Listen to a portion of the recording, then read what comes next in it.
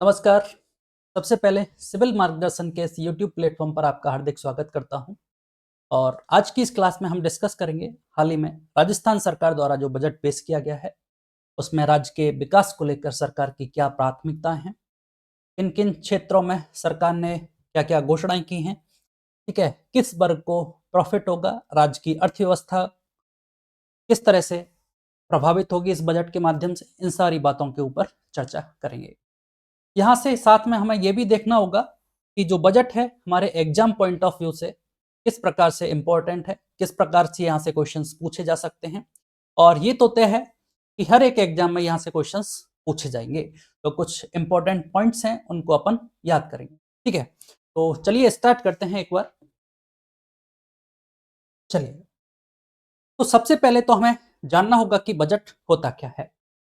तो हम दो चीज जानेंगे, एक तो बजट और एक वर्ड होता है अपना आर्थिक समीक्षा।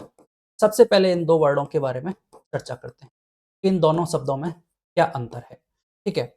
अभी आपने देखा, सबसे पहले बात जानते हैं बजट के बारे में।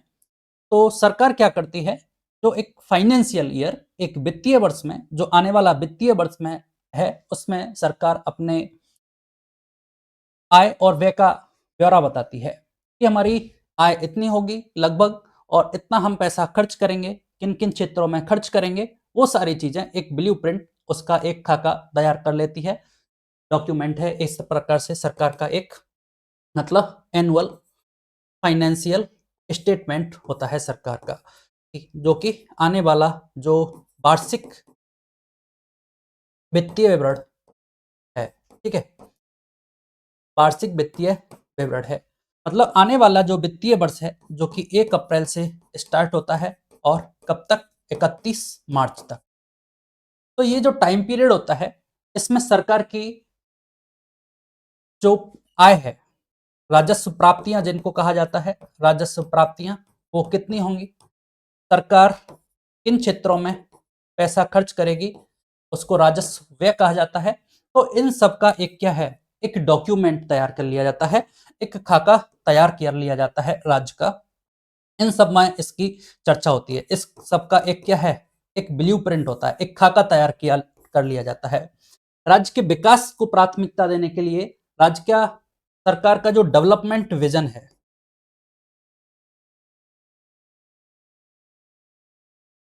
ठीक है, राज्य का डेवलपमेंट, सरकार का डेवलपमेंट विजन क्या है, सरकार किन क्षेत्रों में, जैसे चाहे किसान वर्ग हो, चाहे विद्यार्थी हो, ठीक है, चाहे शिक्षा के क्षेत्र की बात करें, चाहे स्वास्थ्य के क्षेत्र की बात करें, तो सबके बारे में, चाहे सामाजिक सेवाओं के बारे में, ठीक है, इन सब के बारे में, जितने भी क्षेत्र हैं, सरकार कैसे कैसे कितना पैसा खर्च करेगी, इन सब के बारे में एक ब्लूप्रिंट तैयार कर लिया जाता है आने वाले वित्तीय वर्ष के लिए। इस प्रकार ये जो बजट पेश किया गया है वो कब का है, 2026-27 के लिए, जो वित्तीय वर्ष है 2026-27, उसके लिए ये बजट पेश किया गया है, ठीक है। वहीं से एक सरकार के द्वारा ये जारी की जाती है आर्थिक समीक्षा। आर्थिक समीक्षा क्या होती है, सरकार ने पिछला बजट पेश किया था, कौन सा बजट, 2025-26, एक ईयर पहले, ठीक है। तो इस 2025-26 का जब बजट पेश किया था सरकार ने, उस समय कुछ घोषणाएं की थी, ठीक है। तो उनको कितना अचीव किया गया था, किया गया, सरकार के अपने जो एक साल का जो कामकाज रहा है, उस सबको उस उप के अंतर्गत, इसके अंतर्गत बता दिया जाता है आर्थिक समीक्षा के अंतर्गत, ठीक है। तो 2025-26 का जो बजट है, उस बजट के जो घोषणाएं की गई, उनमें सरकार ने कितना अचीव किया, उन सबको अपन आर्थिक समीक्षा के अंतर्गत पढ़ते हैं, ठीक है। तो ये अपन आने वाली जो क्लासेज होंगी उन सब में इनका डिस्कशन करेंगे। सबसे पहले बात करेंगे बजट की, और इन बजट में जो घोषणाएं की गई हैं उनसे हमारी परीक्षा की दृष्टि से, चाहे आरएएस हो, चाहे पीएसआई हो, और सरकार की जितनी भी आने वाले समय में जो एग्जाम्स होंगी, उन सब के लिए ये इंपॉर्टेंट है, ठीक है। और फिर यहाँ से उसके बाद कौन कौन से क्वेश्चंस बन सकते हैं उनको भी डिस्कशन किया जाएगा। आर्थिक समीक्षा का डिस्कशन अपन स्टार्ट करेंगे, पहले अपन थियोरेटिकली पढ़ेंगे, उसके बाद इनका क्वेश्चंस फॉर्मेट में अपन डिस्कस करेंगे, ठीक है। तो ये तो हमने समझा बजट और आर्थिक समीक्षा में अंतर क्या है, चलिएगा। ठीक है, तो अब बात करते हैं बजट की कि सरकार ने क्या क्या घोषणाएं हमारे लिए की हैं, उन सबको एक बार ब्रीफली देख लेते हैं, चलिएगा। तो बजट वर्ष 2026-27 के जो प्रमुख बिंदु हैं, राजकोषीय संकेतक हैं, इन सब के बारे में अपन चर्चा कर रहे हैं। सबसे पहला जो वर्ड है वो है बजट आकार। बजट का आकार के बारे में बताया कि बजट का आकार क्या है। इसका मतलब राजस्व जो प्राप्तियां हैं, सरकार की जो आय है और सरकार का जो व्यय करेगी, उन सबका एक टोटल, इस प्रकार से जो आकार है उसको बजट आकार कहा गया। ठीक है, ये बजट आकार है जो कितना है, 6,10,956 करोड़ रुपए।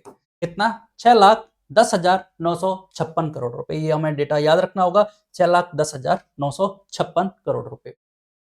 ठीक है सर। अगला है वर्ष 2026-27 के बजट अनुमानों में 3,25,740 करोड़ रुपए, 14 लाख रुपए की राजस्व प्राप्तियां। सरकार ने बताया राजस्व प्राप्तियों के बारे में, राजस्व प्राप्तियों के बारे में कि भाई सरकार को कितनी प्राप्तियां होंगी, कैसे कैसे प्राप्तियां होती हैं ये। तो सबसे पहले राजस्व प्राप्तियों के बारे में देख लेते हैं। तो ये सरकार की नियमित आय होती है। ठीक है, इनमें सरकार की देयता को सुनिश्चित नहीं किया जा सकता, अलग अलग तरह से होती है।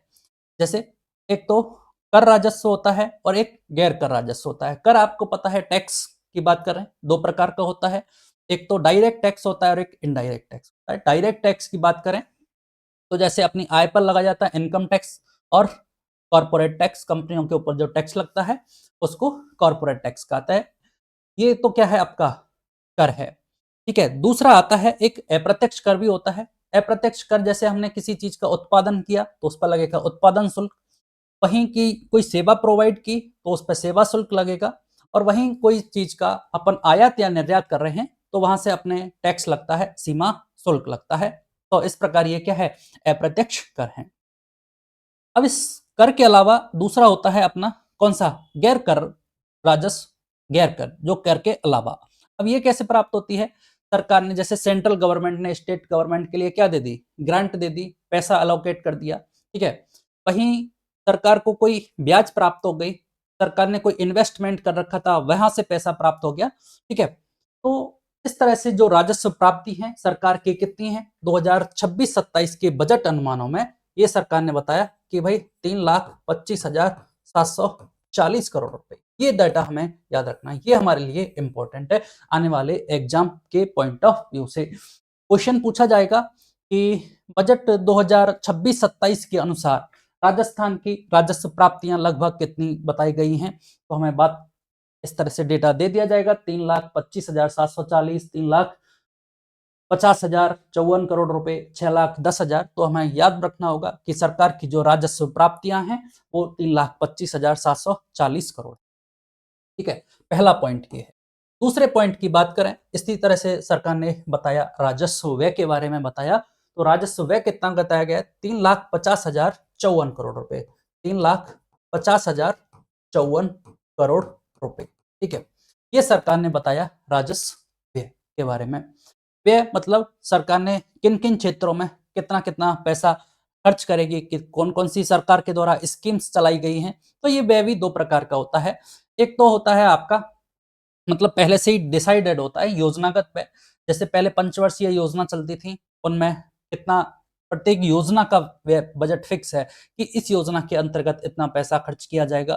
फिर दूसरा होता है गैर योजनागत। गैर योजनागत जैसे पेंशन दे दी सरकार ने, वेतन प्रोवाइड कर दी, ब्याज का भुगतान कर दिया, ये जो व्यय है वो किसके अंतर्गत आते हैं, गैर योजनागत के अंतर्गत सम्मिलित किए जाते हैं। तो ये राजस्व प्राप्तियां और राजस्व व्यय के बारे में हमने देखा। अब आप देख रहे हो कि जो राजस्व व्यय है इस वो अधिक है किससे, राजस्व प्राप्तियों से। इसका मतलब यहां से क्या होगा, राजस्व घाटा होगा। राजस्व घाटा होगा तो राजस्व घाटे के बारे में बताया। इसका मतलब जब जो राजस्व व्यय है वो अधिशेष है, राजस्व प्राप्तियों से राजस्व व्यय अधिक है तो उसको क्या कहा जाता है, राजस्व घाटे के नाम से जाना जाता है। और सरकार ने बताया कि वर्ष 2026-27 की जो बजट अनुमान है उसमें राजस्व घाटा कितना रहेगा, 24,313 करोड़ रुपए, 24,313 करोड़ रुपए, इतना ये अनुमानित है। ठीक है, 24,313 13 करोड़ रुपए, ये हमें फिर याद रखना होगा। फिर अगली टर्म आती है 2026-27 का राजकोषीय घाटा 79,492 करोड़ रुपए। राजकोषीय घाटे की बात करते हैं। राजकोषीय घाटा क्या होता है भाई? राजकोषीय घाटा बताया 79,000 आपका 492 करोड़ रुपए, ठीक है, इतना। अब ये होता क्या है, व्हाट इज बेसिक डिफरेंस क्या है राजस्व घाटे और राजकोषीय घाटे में? हमने देखा सरकार ने बताई राजस्व प्राप्तियां बताई, तो हो सकता है सरकार ने कुछ पैसा उधार लिया हो, तो जो उधार सरकार लेती है उसको तो अपने को क्या है, चुकाना पड़ेगा, तो वो क्या कहलाता है, वही राजकोषीय घाटे के रूप में उसको जाना जाता है।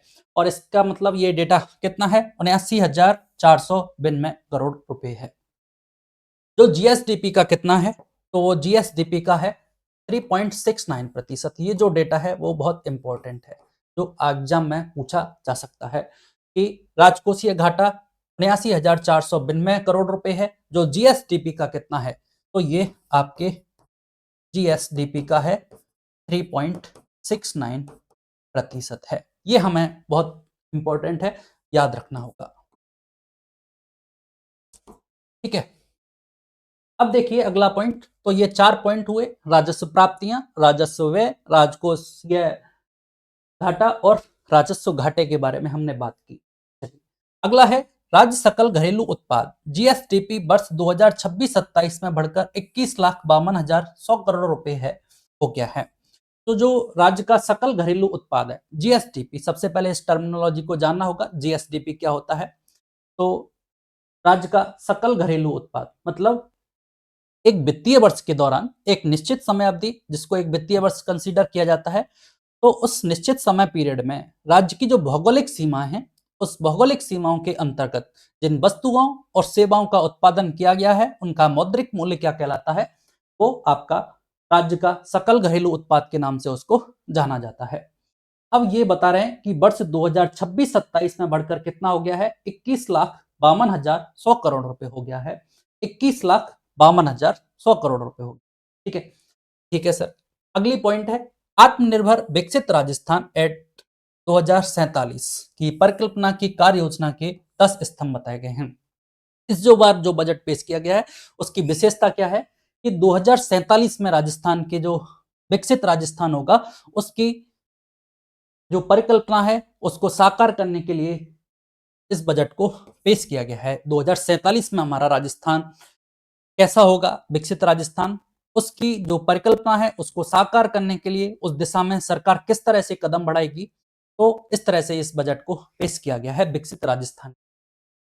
तो इस ये 10 स्तंभ बताए सरकार ने। अब वो 10 स्तंभ हैं, उनके अकॉर्डिंग इस बजट को पेश किया गया है। देखते हैं, इसमें पहला स्तंभ है आपका अवसंरचना का विस्तार, इंफ्रास्ट्रक्चर एंड एक्सपेंशन। सरकार अवसंरचना निर्माण कर रही है, जैसे कि इंफ्रास्ट्रक्चर में मतलब कहीं रोड बना दिया, कहीं ब्रिज बना दिया, कहीं ऊर्जा के क्षेत्र में की बात करेंगे, इस तरह से सरकार इंफ्रास्ट्रक्चर की बात करेगी, ठीक है। तो पहला पॉइंट है शहरी व ग्रामीण क्षेत्रों में आवागमन को सुगम बनाने के लिए state highways, ROVs, flyover, elevated roads, bridge आदि का निर्माण, मरम्मत, उन्नयन लगभग 1,800 करोड़ रुपए, इसके लिए 1,800 करोड़ रुपए सैंक्शन किए गए हैं इस बजट में। तो हम विशेष रूप से उन पॉइंट पर फोकस करेंगे जो हमारे एग्जाम पॉइंट ऑफ व्यू से इंपॉर्टेंट रहे, ठीक है। तो ये तो इतना इंपॉर्टेंट है नहीं। फिर नॉन पेचेबल व क्षतिग्रस्त सड़कों के लिए 1,400 करोड़ रुपए, मिसिंग लिंक सड़कों के लिए 600 करोड़ रुपए का प्रावधान है। नॉन पेचेबल व क्षतिग्रस्त जो सड़कें हैं, क्षतिग्रस्त सड़कें हैं, उनकी मरम्मत के लिए 1,400 करोड़ रुपए का प्रावधान किया गया है। ये देखिए आगामी वर्ष 250 अटल प्रगति पथों के 500 करोड़ रुपए की लागत के कार्य हाथ में लिए जाना प्रस्तावित है। इसका मतलब 250 अटल प्रगति पथ बनाए जाएंगे सरकार के द्वारा नए, और इसके लिए 500 करोड़, 250 के लिए 500 करोड़ रुपए का बजट दिया गया है, ठीक है। 250 अटल प्रगति पथ बनाए जाएंगे, उनके लिए बजट है 500 करोड़ का।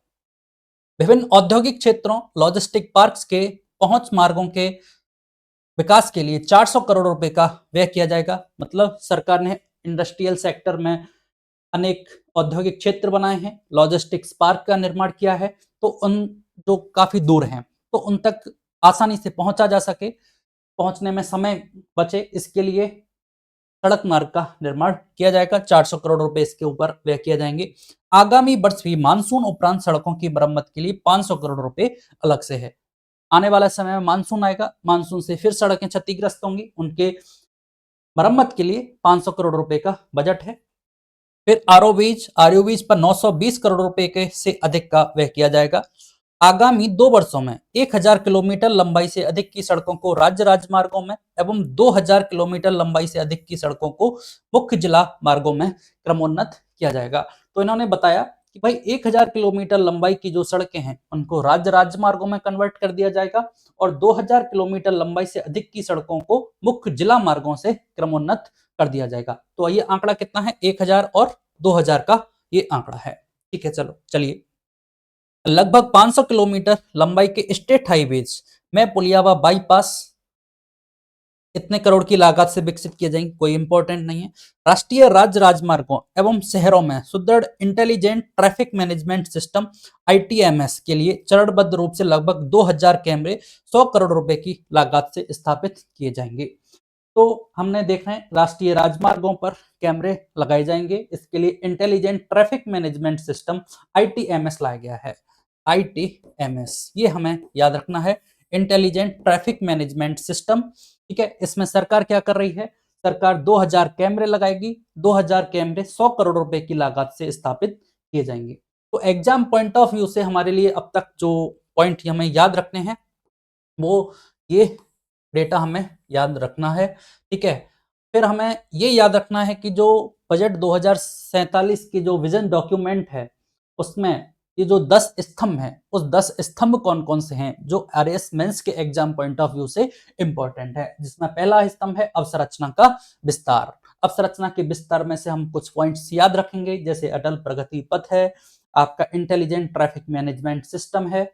ठीक है, इस तरह के कुछ पॉइंट्स को अपन याद रख के चलेंगे, जिससे मेंस में लिखने के लिए हमें आसानी होगी।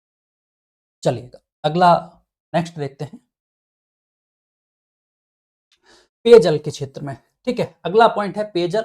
तो मुख्यमंत्री जल जीवन मिशन शहरी योजना प्रारंभ की गई थी, जेजेएम शहरी, पहले जेजेएम ग्रामीण चल रहा था, उसके बाद शहरी योजना को भी प्रारंभ किया गया और इस योजना का दायरा बढ़ाते हुए 5000 करोड़ रुपए का व्यय किया जाएगा। चरणबद्ध रूप से पेयजल आधारभूत संरचना संबंधी कार्य प्रस्तावित हैं, मतलब शहरों में नल के माध्यम से जल पहुंचाया जाए, इसके लिए 5000 करोड़ रुपए का व्यय किया जाएगा। तो इस क्वेश्चन यहाँ से अच्छा क्वेश्चन बनता है कि भाई मुख्यमंत्री जल जीवन मिशन जो शहरी है उसके अंतर्गत कितने करोड़ रुपए के बजट का प्रावधान किया गया है, तो यहाँ से हमें याद रखना है 5000 करोड़ का, 5000 करोड़ के बजट का इसमें प्रावधान किया गया है।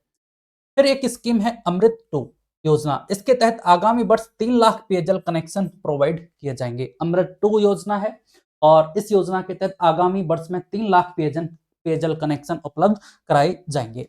इन सारी जो जितनी भी स्कीम्स हैं उन सबको अपन आगे ने जो क्लासें होंगी उसमें सबको डिस्कस करेंगे। केवल अगली क्लासों में हम जो एग्जाम के पॉइंट ऑफ व्यू से जो इसमें पॉइंट्स हैं उनको एक जगह कलेक्ट करेंगे और जो भी स्कीम्स हैं उनको एक साथ डिस्कस करेंगे। ठीक है, एक बार अपन इस सारे डॉक्यूमेंट को देखते हैं। फिर देखिए 1092 गांव की लगभग 20 लाख आबादी को बीसलपुर से पेयजल की आपूर्ति स्तर बेहतर करने के लिए सूरजपुरा से चाकसू तक, तो ये पॉइंट इंपॉर्टेंट हो जाता है कि भाई बीसलपुर से जोड़ा जा रहा है इसको, कहां से, सूरजपुरा से और चाकसू तक। सूरजपुरा से चाकसू तक ट्रांसमिशन लाइन स्थापित की जाएगी, कहां से, बीसलपुर से कनेक्टिविटी के लिए सूरजपुरा से चाकसू तक ये निर्माण कार्य किया जाएगा। फिर देखिए आगामी वर्ष 600 ट्यूबवेल और 1200 हेडपंप सरकार के द्वारा प्रस्तावित है। 600 तो ट्यूबवेल और 1200 हैंडपंप सरकार लगाएगी। चलिए ये पॉइंट, अगला पॉइंट इंपॉर्टेंट देखिए, सशक्त जल प्रबंधन की दृष्टि से जयपुर में सेंटर ऑफ एक्सीलेंस की स्थापना, ये हमारा पॉइंट इंपॉर्टेंट हो जाता है। सशक्त जल प्रबंधन की दृष्टि से सेंटर ऑफ एक्सीलेंस की स्थापना की जाएगी, कहां की जाएगी, जयपुर में की जाएगी। क्वेश्चन यहां से बनेगा कि सशक्त जल प्रबंधन की दृष्टि से सेंटर ऑफ एक्सीलेंस की स्थापना कहां की जाएगी, तो हमें बताना होगा जयपुर में इसकी स्थापना की जाएगी। 10 करोड़ की लागत से bureau of water use efficiency की स्थापना कर जयपुर में एचसीएम रीपा सचिवालय और जल भवन में पायलट बेसिस पर इसका किया जाएगा। पायलट बेसिस पर पेयजल सुविधा और नॉन डोमेस्टिक एवं इंडस्ट्रियल यूनिट्स के लिए पानी उपलब्ध कराने के लिए दृष्टिगत राजस्थान स्टेट वाटर पॉलिसी आएगी। आने वाले समय में आप देखेंगे राजस्थान में स्टेट वाटर पॉलिसी आ जाएगी। ठीक है, अगला है ऊर्जा के क्षेत्र में। तो ऊर्जा के क्षेत्र में देखिए क्या प्रावधान किए गए हैं। प्रदेश में विद्युत तंत्र के और अधिक विस्तार और सुदृढ़ीकरण के लिए 200 केवी के 220 केवी के 220 केवी के कितने 6, ठीक है, 132 केवी के 13, 132 केवी के 13 और 33 केवी के 110 जीएसएस कनेक्ट।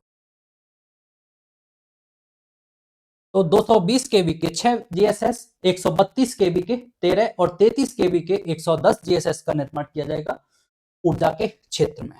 ठीक है, अगला पॉइंट फिर इंपॉर्टेंट हमारे लिए, बीकानेर में मेहरासर, दीनसर, बराला, सवाईसर, करनीसर, भाटिया, बिकोलाई और जैसलमेर में राखवा सेवा क्षेत्र में लगभग 4830 मेगावाट क्षमता के सौर पार्कों का जॉइंट वेंचर के माध्यम से निर्माण किया जाएगा। तो ये क्षेत्र हमें याद रखना है, मेहरासर, दीनसर, बराला, दूसरा है सवाईसर, करनीसर, भाटियान और बिकोलाई। ये दोनों कहाँ स्थित हैं? ये दोनों जैसलमेर से संबंधित हैं। वहीं जैसलमेर में राघवा सेहुआ क्षेत्र, जैसलमेर का कौन सा? राघवा सेहुआ क्षेत्र, बीकानेर का मेहरासर, दीनसर, बराला, सवाईसर, करड़ीसर, भाटियान और बिकोलाई क्षेत्र। यहाँ पे सौर पार्क का विकास किया जाएगा ज्वाइंट वेंचर के माध्यम से। कितने का? 4830 मेगावाट। ठीक है, ये हमें याद रखना है। कितना? 4830 मेगावाट का है। बीकानेर में मेहरासर, दीनसर, बराला, सवाईसर, करनीसर, भाटियान, बिकोलाई और जैसलमेर में राघवा सेहुआ क्षेत्र में ये स्थापित किया जाएगा। वेरी इंपॉर्टेंट है। चलिए अगला पॉइंट, दूसरा स्तंभ की बात करते हैं। सरकार ने अपना दूसरा स्तंभ बताया कि नागरिक सुविधाओं से गुणवत्ता युक्त जीवन स्तर में वृद्धि करनी है। सरकार चाहती है कि नागरिकों के जो जीवन स्तर है वो कैसा हो? गुणवत्तापूर्ण हो। इसके लिए नागरिक सुविधाओं में सुधार किया जाए। तो इसके लिए पहला है कि राज्य के नगर निकायों में 7000 स्ट्रीट लाइट लगाई जाएंगी। कितनी? 7 लाख स्ट्रीट लाइट लगाई जाएंगी सरकार के द्वारा। ये इंपॉर्टेंट हो जाता है। फिर अगली पंचगौरव योजना चल रही है। इसमें सरकार ने क्या किया है? प्रत्येक जिले के 5 चीजों को सुनिश्चित किया गया है, जैसे एक उत्पाद है, प्रजाति है, खेल है, पर्यटन स्थल है और इस तरह से ये सारी चीजें प्रत्येक जिले से 5 हैं। उनके अंतर्गत आगामी वर्ष में जिलों में आधारभूत अवसंरचना, पर्यटन का उन्नयन और सांस्कृतिक संरक्षण, स्थानीय उत्पादों की ब्रांडिंग की जाएगी। नवाचार आधारित परियोजनाओं के लिए 150 करोड़ रुपए व्यय किए जाएंगे। ठीक है, तो पंचगौरव योजना के तहत सरकार ने कितना बजट पेश किया है? 150 करोड़ रुपए सरकार खर्च करेगी। किसके ऊपर? पंचगौरव योजना के अंतर्गत सरकार 150 करोड़ रुपए आपके व्यय करेगी। ये इंपॉर्टेंट है। स्थानीय निकायों एवं राजकीय उपक्रमों के लिए, स्थानीय निकाय और राजकीय उपक्रमों के लिए एक फंड स्थापित किया गया है। कौन सा? राज सेतु। तो क्वेश्चन पूछा जाएगा हमसे कि राज सेतु फंड का संबंध किससे है? तो वहां ऑप्शन मिलेगा स्थानीय निकाय और राजकीय उपक्रमों से ये संबंधित है। ठीक है, तो ये हमें याद रखना है, राज सेतु फंड का संबंध स्थानीय निकायों और राजकीय उपक्रमों से संबंधित है। तीसरा स्तंभ औद्योगिक विकास एवं निवेश को प्रोत्साहन देना है। सरकार क्या चाहती है? औद्योगिक विकास हो और निवेश को राज्य में प्रोत्साहित किया जाए। इसके लिए क्या प्रयास किए गए हैं सरकार के द्वारा? देखिए कि औद्योगिक क्षेत्र एवं आधारभूत अवसंरचनाओं के विकास के लिए लैंड एग्रीगेशन के विकल्प दिए गए हैं। एक्चुअली भूमि अधिग्रहण में सरकार के द्वारा काफी समय लग जाता है। ठीक है, तो इसको आसान करने के लिए ये व्यवस्था की गई है, विकल्प दिए गए हैं। फिर सरकार कहती है कि समस्त जो संभाग मुख्यालय पर हैं वो plug and play facility provide की जाएगी for small and micro enterprises. आगामी वर्ष 350 करोड़ रुपए की।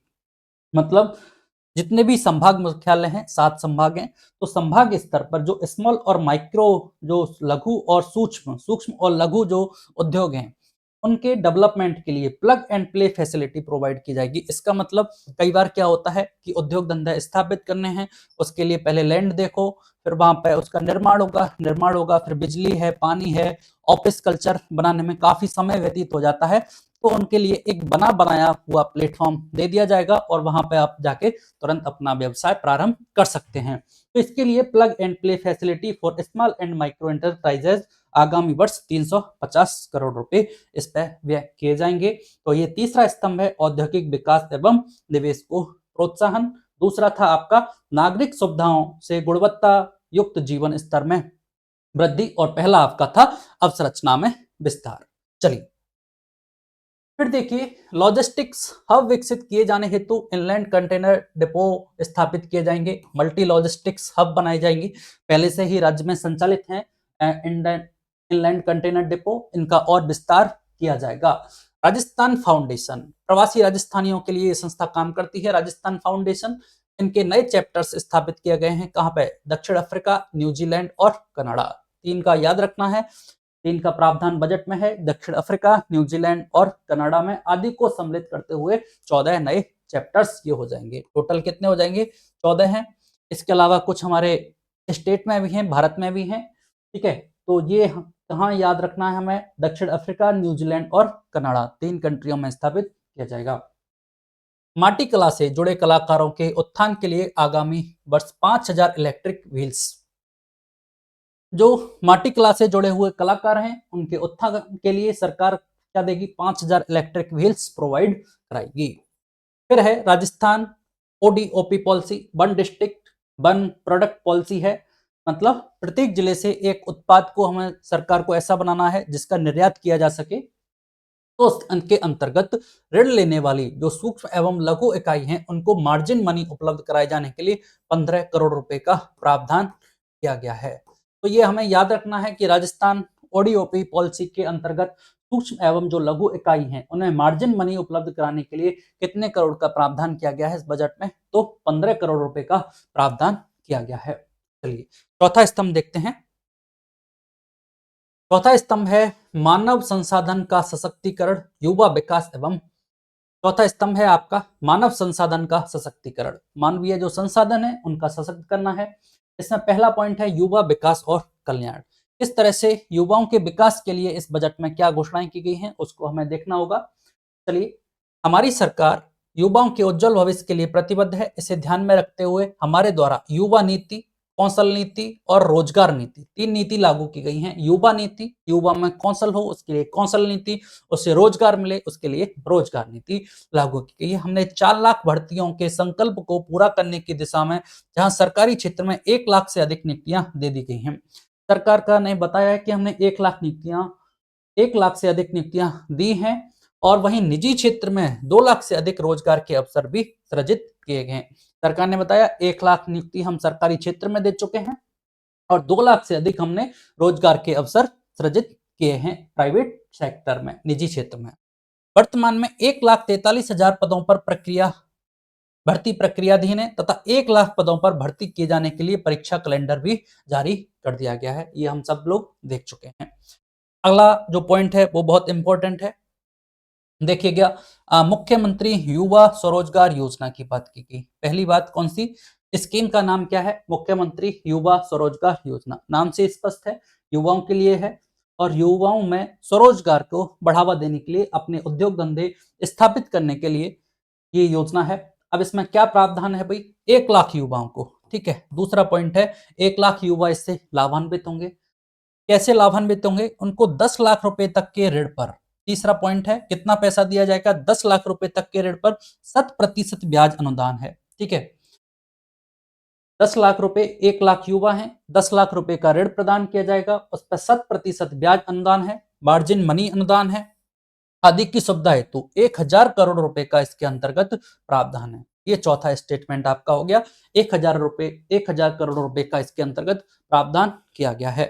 तो यहाँ से स्टेटमेंट वाला क्वेश्चन बहुत अच्छा बनेगा। क्वेश्चन में पूछा जाएगा मुख्यमंत्री युवा स्वरोजगार योजना के संबंध में सत्य या असत्य कथन की पहचान कीजिए।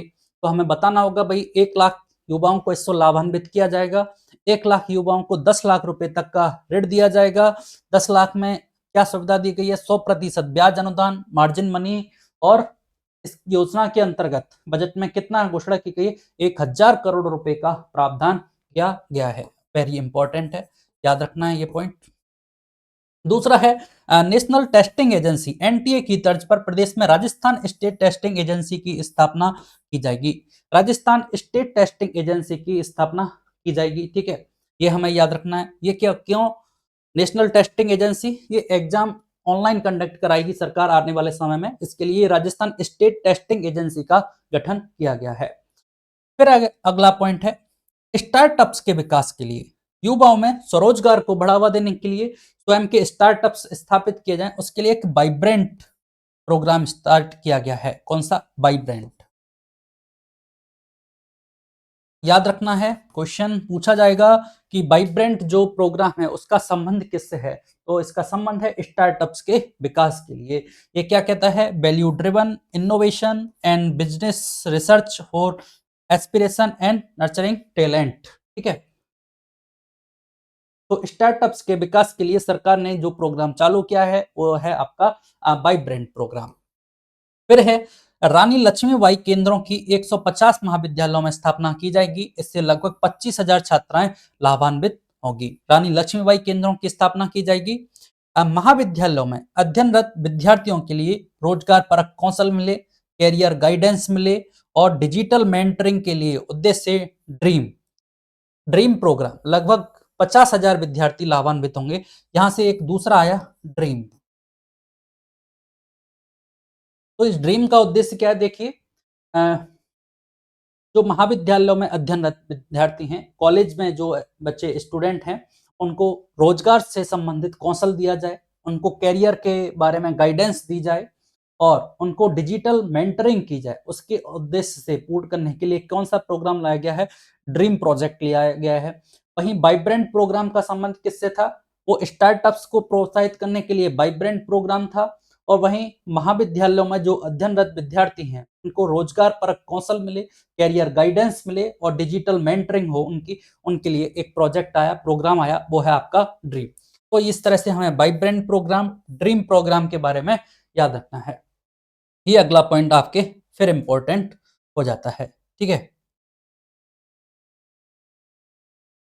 चलिए, नशा मुक्त राजस्थान की संकल्पना को साकार करने के लिए राज सवेरा, फिर आया एक राज सवेरा प्रोग्राम, राज सवेरा, ठीक है। इनको बाद में अपन सारों को डिस्कस करेंगे कि भाई वाइब्रेंट प्लान क्या है, वाइब्रेंट प्रोग्राम क्या है, ड्रीम प्रोग्राम क्या है, राज सवेरा क्या है। तो राज सवेरा नाम से इससे क्लियर है कि नशा मुक्त राजस्थान की संकल्पना है, उसको साकार करना है। इसके लिए state wide anti drugs vigilance enforcement rehabilitation and awareness एक कार्यक्रम चलाया गया है सरकार के द्वारा। नशा मुक्ति कार्यक्रम है, राज सवेरा के नाम से इसको चलाया जाएगा। प्रत्येक जिले में इंडस्ट्री पार्टनर को जोड़ते हुए इंस्टीट्यूट ऑफ एक skill development and vocational training provide की जाएगी। प्रत्येक जिले में एक इंडस्ट्रियल पार्टनर जोड़ेंगे, उसको जोड़ते हुए institute of skill development and vocational training स्थापित की जाएगी। फिर है उभरते स्टार्टअप्स की मेंटरशिप व स्केलिंग के लिए आई स्टार्ट एम्बेसडर प्रोग्राम। फिर आया उभरते जो स्टार्टअप्स होंगे, पहले तो देखो स्टार्टअप्स का विकास हो, स्टार्टअप्स के विकास के लिए कौन सा वाइब्रेंट प्रोग्राम आया। फिर स्टार्टअप स्थापित हो गया, उस स्टार्टअप की मेंटरिंग हो, उसकी स्केलिंग हो, ठीक है। तो उसकी मेंटरिंग की जाएगी, भाई इन जो स्टार्टअप स्थापित किया है उसको किस क्षेत्र में किस तरह से काम करना चाहिए जिससे उसकी प्रोग्रेस हो। उसके लिए एक आई स्टार्ट एम्बेसडर प्रोग्राम शुरू किया गया है। तो ये भी अपने को इंपॉर्टेंट है, क्वेश्चंस पूछा जा सकता है मेंस में भी कि सरकार द्वारा स्टार्टअप्स को प्रोत्साहित करने के लिए क्या प्रयास किए गए हैं। तो हमें बताना होगा कि स्टार्टअप्स स्थापित करने के लिए वाइब्रेंट प्रोग्राम चलाया गया है। वहीं राज्य में स्टार्टअप्स की मेंटरशिप और स्केलिंग के लिए आई स्टार्ट एम्बेसडर प्रोग्राम चलाया गया है। वहीं राज्य में जो कौशल परक कौशल है, कैरियर गाइडेंस है, उसकी डिजिटल मेंटरिंग हो, उसके लिए ड्रीम प्रोजेक्ट भी चलाया गया है। नेक्स्ट जनरेशन टेक्नोलॉजी से युक्त नवीन टेक्नो हब की स्थापना की जाएगी। अभी हमें देखना होगा कि भाई आने वाले समय में इस टेक्नो हब की स्थापना कहाँ की जाएगी। इसमें 30 करोड़ रुपए का व्यय किया जाएगा। तो काफी पॉइंट्स आए, vibrant programme, dream programme, Rajya Sabha रहा या मुख्यमंत्री युवा स्वरोजगार योजना बहुत इंपॉर्टेंट है। 1 लाख युवाओं को 10 लाख रुपए का प्रावधान है, उसमें 100% ब्याज अनुदान मार्जिन मनी का प्रावधान है और उसमें 1000 करोड़ रुपए का इस जो बजट है उसमें घोषणा की गई है। ठीक है, चलिए अगला पॉइंट देखते हैं। अगला है कक्षा 8वीं 10वीं और 12वीं में अध्ययन करने वाले जो चयनित मेधावी विद्यार्थी हैं उनको स्वयं के स्तर पर टैबलेट या लैपटॉप क्रय किए जाने के लिए ई वाउचर प्रोवाइड किया जाएगा, जिसमें कितने का है वो वाउचर 20,000 रुपए तक की सहायता है।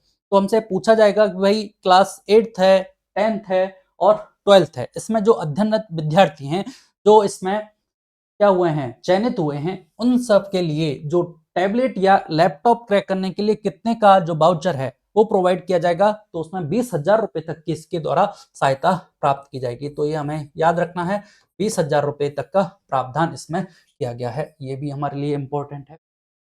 फिर है 9th क्लास में प्रवेश लेने वाली जो जरूरतमंद छात्रा हैं उनको साइकिल हेतु ई वाउचर प्रोवाइड किया जाएगा। ठीक है सर।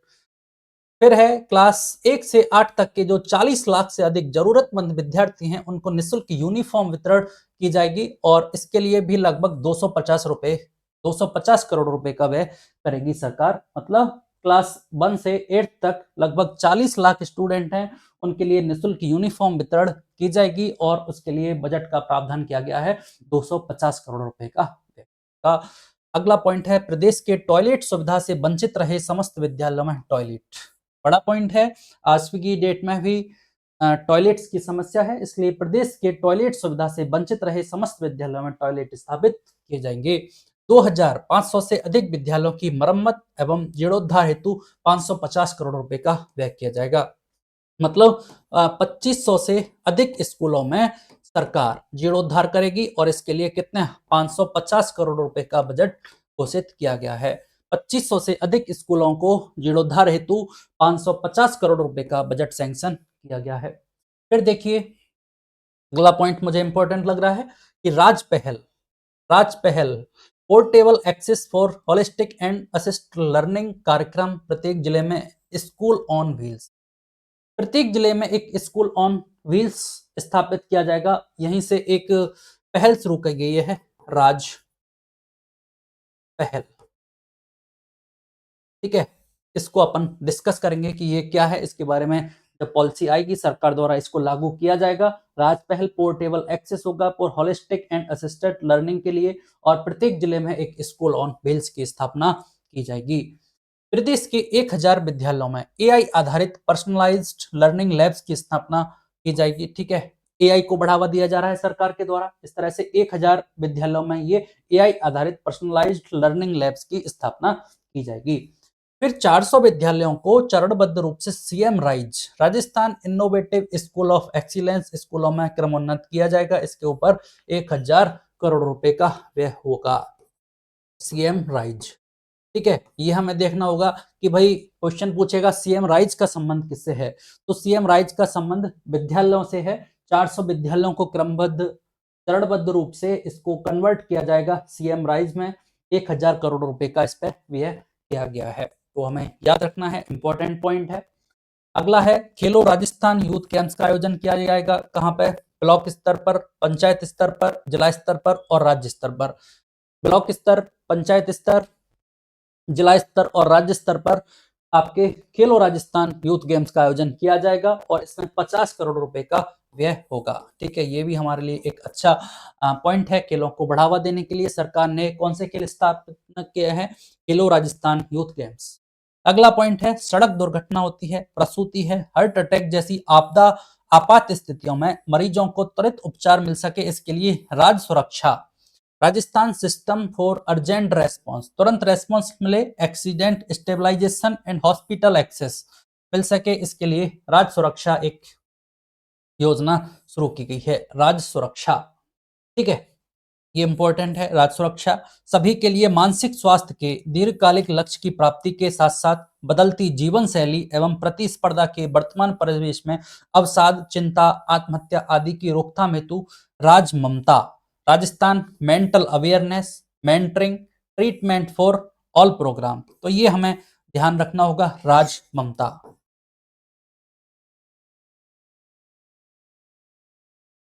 ठीक है, ये हमें याद रखना होगा। राज ममता प्रोग्राम का संबंध किससे है? क्वेश्चन डायरेक्ट मिलेगा मेंस में, राज ममता क्या है स्पष्ट कीजिए। ठीक है, तो हमें याद रखना होगा कि भाई सभी के लिए मानसिक स्वास्थ्य है, मानसिक स्वास्थ्य के दीर्घकालिक लक्ष्य की प्राप्ति के साथ साथ जो बदलती जीवन शैली है, प्रतिस्पर्धा है वर्तमान दौर में, उसमें के कारण अवसाद, चिंता, आत्महत्या आदि की जो रोकथाम है, उसके लिए ये राज ममता प्रोग्राम स्टार्ट किया गया है। फिर है जिला मुख्यालयों पर मेंटल हेल्थ केयर की स्थापना की जाएगी, मेंटल हेल्थ केयर सेल की स्थापना की जाएगी। ठीक है, जेके लॉन चिकित्सालय जयपुर में 500 बेड की क्षमता का आईपीडी टावर निर्मित किया जाएगा।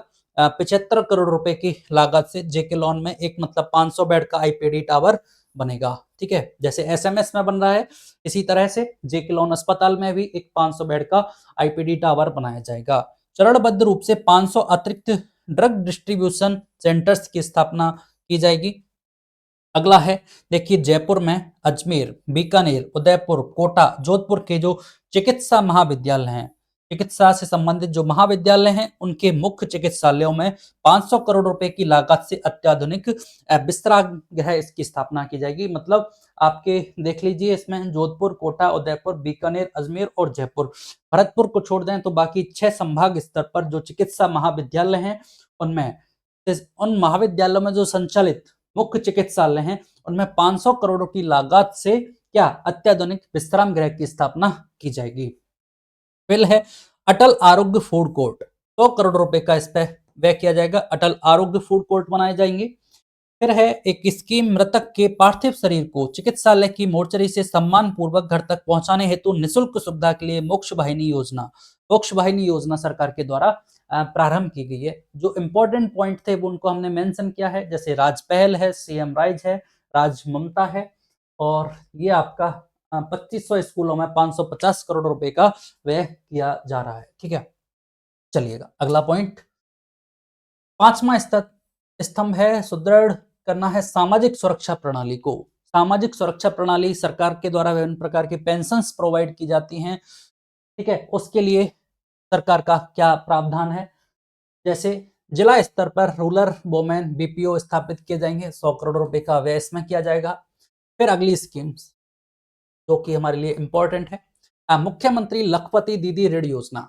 मुख्यमंत्री लखपति दीदी ऋण योजना है, इसके अंतर्गत क्या प्रावधान किए गए हैं कि राज्य की लखपति दीदियों को ब्याज अनुदान पर दिया जा रहा जो ऋण की सीमा है वो उसको 1 लाख रुपए से बढ़ाकर 1,50,000 रुपए कर दिया गया है। ठीक है, तो ये हमें याद रखना है कि भाई ऋण को बढ़ाकर किसमें, मुख्यमंत्री लखपति दीदी जो योजना है उसके अंतर्गत लखपति दीदियों को जो ब्याज अनुदान दिया जाता है, जिस पर ब्याज अनुदान पर दिया जा रहा जो ऋण है उसको 1 लाख से बढ़ाकर कितना, 1,50,000 कर दिया गया है। 50 नवीन इंटरप्राइजेस लगभग 20 करोड़ रुपए की लागत से स्थापित किए जाएंगे। समस्त संभागीय मुख्यालयों पर राजसखी स्टोर स्थापित किए जाएंगे। सभी जिलों में चरणबद्ध रूप से centre for entrepreneurship and capacity building स्थापित किया जाएगा। सभी जिलों में चरणबद्ध रूप से centre for entrepreneurship and capacity building इसका निर्माण किया जाएगा। फिर देखिए इंपॉर्टेंट, मुख्यमंत्री नारी शक्ति उद्यम प्रोत्साहन योजना, नाम से क्लियर है, मुख्यमंत्री राज्य सरकार द्वारा संचालित है, नारी शक्ति नारी महिलाओं को उत्थान के लिए है, उद्यम प्रोत्साहन योजना उद्यम को प्रोत्साहन करने के लिए है। ठीक है, अंतर्गत महिला और सेल्फ हेल्प ग्रुप को दिए जाने वाले जो ऋण है उसकी सीमा को 50 लाख से बढ़ाकर कितना कर दिया है, 1 करोड़ रुपए कर दिया गया है। ठीक है, तो दो स्कीम आई, पहले ही आई मुख्यमंत्री लखपति दीदी योजना, उसमें ऋण को बढ़ाकर 1 लाख से 1.5 लाख रुपए कर दिया गया है। वहीं मुख्यमंत्री नारी शक्ति उद्यम प्रोत्साहन योजना, कौन सी, मुख्यमंत्री नारी शक्ति उद्यम प्रोत्साहन योजना के अंतर्गत महिलाओं और सेल्फ हेल्प ग्रुप को जो दिया जाने वाला ऋण है उसको 50 लाख से बढ़ाकर कितना कर दिया गया है, 1 करोड़ रुपए कर दिया गया है। ये हमें बहुत इंपॉर्टेंट है, कितना, 1 करोड़ रुपए कर दिया गया है। क्वेश्चन अच्छा बनेगा यहां से। चलिए अगला है 11,000 अमृत पोषण वाटिकाओं का निर्माण किया जाएगा, लगभग 500 करोड़ रुपए का व्यय किया जाएगा।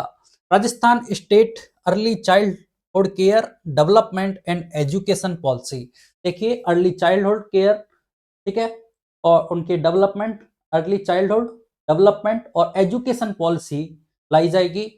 फिर है 7,500 आंगनबाड़ियों को नंद घर के रूप में विकसित किया जाएगा। ठीक है, अगला फिर पॉइंट इंपॉर्टेंट है हमारे लिए, किशोरी बालिका योजना। ठीक है, कौन सा? किशोरी बालिका योजना। इसका विस्तार करते हुए राज्य के समस्त 27 एस्पिरेशनल ब्लॉक्स में इसको संचालित किया जाएगा। इससे 50,000 से अधिक बालिकाएं लाभान्वित होंगी। पहले ये स्कीम राज्य के 5 जिलों में संचालित थी, जिसमें हमारा करौली, धौलपुर, जैसलमेर, बारां और सिरोही, इन 5 जिलों में ये संचालित थी ये योजना। और अब ये योजना राज्य के समस्त 27 जो एस्पिरेशनल आकांक्षी ब्लॉक हैं, उन समस्त 27 आकांक्षी ब्लॉकों में इसको संचालित किया जाएगा। इससे 50,000 से अधिक बालिकाएं लाभान्वित होंगी। तो अब वर्तमान में क्वेश्चन पूछा जा सकता है कि वर्तमान में बजट 2026-27 के अनुसार जो किशोरी बालिका योजना है वो राज्य के कितने आकांक्षी ब्लॉकों में संचालित है? तो हमें बताना होगा कि भाई 27 आकांक्षी ब्लॉकों में ये योजना संचालित की जा रही है। श्रमिकों के कल्याण एवं रोजगार अवसरों में वृद्धि हेतु श्रम सेतु मोबाइल ऐप। श्रमिकों के कल्याण के लिए क्या प्रावधान किया गया है? श्रम सेतु मोबाइल ऐप लाई जाएगी। देखते हैं छठा स्तंभ क्या है। छठा स्तंभ है पर्यटन, कला और सांस्कृतिक धरोहर। प्रदेश में पर्यटन को बढ़ावा देने के लिए, विभिन्न प्रकार की कलाओं के लिए, सांस्कृतिक प्रोत्साहन के लिए क्या घोषणाएं की गई हैं? देखिए, वेरी इंपॉर्टेंट है यहाँ से ये पॉइंट, पूरा सेक्शन, ये पूरा स्तंभ इंपॉर्टेंट रहेगा। थोड़ी जैसलमेर में ultra luxury special tourism zone, Kuldhara में पर्यटक सुविधा केंद्र स्थापित किया जाएगा। क्वेश्चन पूछा जाएगा कि भाई हाल ही में बजट 2026-27 के अनुसार ultra luxury special tourism zone कहाँ स्थापित किया जाएगा? ठीक है, क्या ultra luxury special tourism zone कहाँ स्थापित किया जाएगा?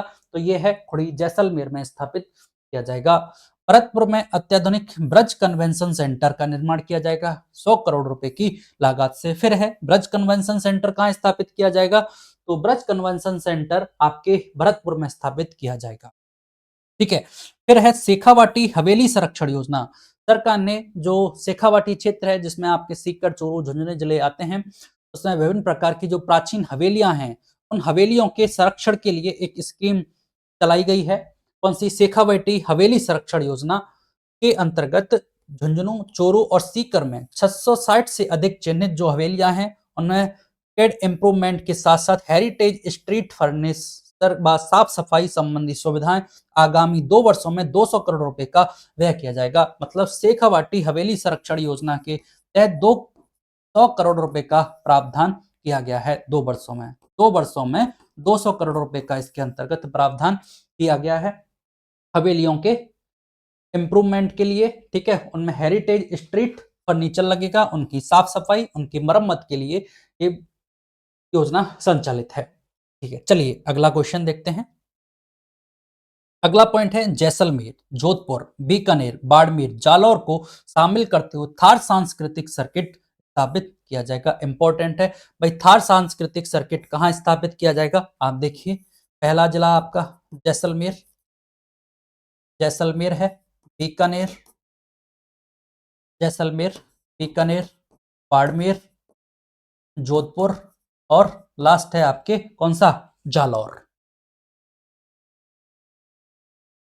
ये 5 जिले हमें याद रखने हैं। थार सांस्कृतिक सर्किट, नया सर्किट की स्थापना की जा रही है, इसलिए हमें याद रखना है कि भाई निम्नलिखित में से कौन से जिले थार सांस्कृतिक सर्किट में सम्मिलित हैं, या पूछेगा निम्नलिखित में से कौन सा जिला थार सांस्कृतिक सर्किट में सम्मिलित नहीं है। तो हमें याद रखना है जैसलमेर है, बीकानेर, जैसलमेर, बाड़मेर, जोधपुर और आपका कौन सा? जालौर जिला इसमें सम्मिलित है। 5 जिलों को इसमें सम्मिलित किया गया है। 5 जिले इसमें सम्मिलित हैं। किसमें? आपके थार सांस्कृतिक सर्किट में। फिर है झुंझुनू में वॉर म्यूजियम। वॉर म्यूजियम की स्थापना कहाँ की जाएगी? तो आपका जो वॉर म्यूजियम है वो झुंझुनू में स्थापित किया जाएगा। झुंझुनू में वॉर म्यूजियम स्थापित किया जाएगा। थार सांस्कृतिक सर्किट जैसलमेर, जोधपुर, बीकानेर, बाड़मेर और जालौर में स्थापित किया जाएगा। Ultra luxury special tourism zone है वो खुड़ी जैसलमेर में स्थापित किया जाएगा। ब्रज कन्वेंशन सेंटर भरतपुर में स्थापित किया जाएगा। अगला जो स्तंभ है वो सुशासन एवं डिजिटल परिवर्तन। सुशासन के लिए सरकार ने क्या प्रावधान किए गए हैं और डिजिटली राज्य को प्रोत्साहित करने के लिए, डिजिटली अर्थव्यवस्था को आगे बढ़ाने के लिए क्या प्रावधान किए गए हैं लोगों के लिए? देखिए, next generation citizen service reform, समस्त नगरीय निकायों में चरणबद्ध रूप से स्मार्ट सेवा केंद्र स्थापित किए जाएंगे।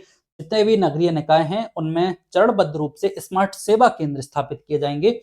आगामी वर्ष प्रथम चरण में 100 प्रमुख सेवाओं का व्हाट्सएप प्लेटफॉर्म पर शुरू की जाएगी। विभिन्न प्रकार की जो योजना है, सेवाएं हैं जिनको अपन ई मित्र के माध्यम से करते हैं, उसमें से सरकार कह रही है कि आगामी वर्ष प्रथम चरण में 100 प्रमुख सेवाएं उनको व्हाट्सएप प्लेटफॉर्म पर भी स्टार्ट कर दिया जाएगा। 25,000 युवाओं एवं महिलाओं को मिनी ई मित्र के रूप में अधिकृत कर देंगे। नवीन आईटी पॉलिसी आएगी और मिनी ई मित्र बना रहे हैं। कितने? 25,000 युवाओं एवं महिलाओं को मिनी ई मित्र के रूप में अधिकृत किया जाएगा। चलिए, तो इस पॉइंट में काफी सेक्शन में अच्छे पॉइंट्स आए।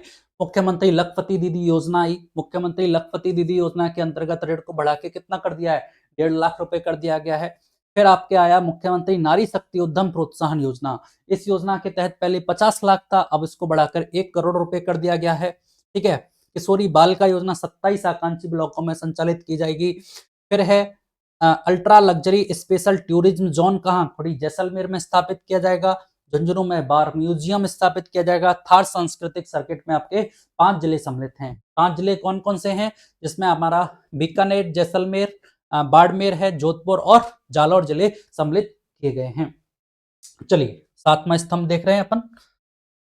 आगे है स्टेट डाटा सेंटर की विभिन्न सुविधाओं जैसे colocation, cloud storage, backup, cyber security आदि सेवाओं को स्टार्टअप्स, एमएसएमई एवं नागरिकों को किफायती दर पर उपलब्ध कराने हेतु डिजिटल इंफ्रास्ट्रक्चर फैसिलिटेशन पॉलिसी आएगी। ठीक है। अगर क्वेश्चन पूछेगा कि डिजिटल इंफ्रास्ट्रक्चर फैसिलिटेशन पॉलिसी क्या है, तो सरकार को colocation, cloud storage, backup, cyber security की सेवाओं को उपलब्ध कराने के लिए, ये किफायती दर पर उपलब्ध कराने के लिए पॉलिसी लाई जाएगी। ठीक है। फिर है जियो डिजिटल पॉलिसी आएगी। देखते हैं इसको, ये क्या रहेगी। फिर dedicated data and policy strategy unit CM प्रमान। ठीक है। फिर देखना हो, ये इंपॉर्टेंट है, सीएम प्रमान। काफी सारे पॉइंट आए इसमें और एक फिर पॉइंट आया सीएम प्रमाण। Policy, research and analytics for measurable action and nexus. ठीक है। मतलब कोई पॉलिसी होगी उसके ऊपर रिसर्च किया जाएगा, फिर उसका एनालिटिक्स किया जाएगा for measurable action and nexus. ठीक है। तो ये डेडिकेटेड है डेटा एंड पॉलिसी स्ट्रेटजी के लिए। ठीक है। फिर है अपना नेक्स्ट जनरेशन रिफॉर्म के रूप में राजस्थान जन विश्वास अधिनियम। बहुत इंपॉर्टेंट है ये, राजस्थान जन विश्वास अधिनियम 2.0 नेक्स्ट जनरेशन के रिफॉर्म के लिए विभिन्न कानूनों में इसमें संशोधन किया गया है। जैसे कुछ में किसी में 10 साल की सजा है तो उसको कम करके 5 साल की कर दी। पहले सजा का प्रावधान तो उसको जुर्माने में बदल दिया गया। इस प्रकार के इसमें प्रावधान है। नेक्स्ट जनरेशन के रिफॉर्म्स के रूप में राजस्थान जन विश्वास अधिनियम 2.0 आएगा। फिर देखिए drone policy, state drone cell का गठन कर AI ML based data repository स्थापित किया जाएगा। मरुधरा राजभूमि डिजिटल एटलस, एक नया मैप आएगा, डिजिटल एटलस आएगा मरुधरा राजभूमि। क्वेश्चन पूछा जाएगा डिजिटल एटलस कौन सा है, तो हमें बताना होगा मरुधरा राजभूमि क्या है, डिजिटल एटलस है। निर्माण व विस्तार संबंधी कार्यों की समयबद्ध व निष्पक्ष गुणवत्ता एवं जांच के लिए थर्ड पार्टी द्वारा संचालित सेंट्रलाइज्ड क्वालिटी कंट्रोल लैब्स की स्थापना। Centralised quality control, quality check करने के लिए लैब्स स्थापित की जाएंगी। निर्माण व विस्तार संबंधी कार्य हैं उनकी समयबद्ध और निष्पक्ष गुणवत्ता सुनिश्चित हो। निष्पक्ष गुणवत्ता को सुनिश्चित करने के लिए थर्ड पार्टी द्वारा संचालित सेंट्रलाइज्ड क्वालिटी कंट्रोल लैब्स की स्थापना की जाएगी। फिर है deregulation and business reform 2.0, deregulation cell का गठन किया जाएगा। फिर देखिए साइबर अपराधों पर नियंत्रण एवं रोकथाम के लिए Rajasthan cyber crime control centre R4C की स्थापना। R4C क्वेश्चन पूछा जाएगा, R4C का संबंध किससे है, तो R4C में साइबर क्राइम कंट्रोल और सेंटर, तो Rajasthan cyber crime control centre की स्थापना, R4C की स्थापना की जाएगी साइबर अपराधों पर नियंत्रण और रोकथाम के। कर्मचारियों के समग्र कल्याण हेतु सैलरी अकाउंट पैकेज आएगा। कर्मचारियों का समग्र कल्याण हो इसके लिए सैलरी अकाउंट पैकेज, इसमें देखेंगे क्या क्या प्रावधान किए जाएंगे। चरणबद्ध रूप से मुख्यमंत्री शिशु वात्सल्य सदन इसमें देखना होगा मुख्यमंत्री शिशु वात्सल सदन की स्थापना की जाएगी चरणबद्ध रूप से। इसमें देखेंगे क्या होगा। पंचायती राज संस्थाओं को स्टेट पंचायत अवार्ड दिए जाएंगे। जो पंचायती राज संस्थाएं जो अच्छा कार्य करेंगी उनके लिए अवार्ड की घोषणा सरकार के द्वारा की गई है। नेक्स्ट है अपना 8वां स्तंभ। देखिए क्या है, कृषि विकास और किसानों के कल्याण हेतु, मतलब इस बजट में किसानों के लिए क्या प्रावधान किए गए हैं ये हमें देखना है। तो प्रदेश में सिंचाई सुविधाओं के, पहला है सिंचाई सुविधाओं के लिए संबंधी जो विभिन्न कार्य हैं वो 11,300 करोड़ रुपए से अधिक की लागत से किए जाएंगे। मतलब सिंचाई सुविधाओं को बेहतर बनाने के लिए 11,300 करोड़ रुपए। यहाँ से क्वेश्चन हमारे लिए अच्छा बनता है, क्योंकि कई बार क्वेश्चन बनता है कि सरकार ने राज्य में किसानों की आय को डबल करने के लिए क्या प्रावधान किए गए हैं। तो किसान की आय को डबल करने के लिए देखिए पहला प्रावधान हम लिखेंगे कि भाई प्रदेश में सिंचाई सुविधाओं संबंधी कार्यों को आसान बनाने के लिए 11,300 करोड़ रुपए की लागत से विकास कार्य कराए। आगामी वर्ष 50,000 सोलर पंप संयंत्र स्थापित की जाएंगी। 1,500 करोड़ रुपए का व्यय। इसके लिए 1,000 कितने, आगामी वर्ष में 50,000 सोलर पंप की स्थापना की जाएगी, सोलर पंप संयंत्र स्थापित किए जाएंगे। समस्त श्रेणियों की आवंटियों को कृषि भूमि के पेटे बकाया किस्तों की राशि 1 अप्रैल 2026 से 30 सितंबर 2026 तक एक मुश्त जमा कराए जाने पर ब्याज में 100% छूट प्रदान की जाएगी। सरकार कह रही है कि भाई समस्त श्रेणियों के जो आवंटी हैं जिन्होंने ऋण ले रखा है वो अपने ऋण को अगर 1 अप्रैल 2026 से 30 सितंबर 2026 तक एक मुश्त जमा कराते हैं तो उन पर ब्याज में 100% छूट प्रदान की जाएगी। ठीक है सर।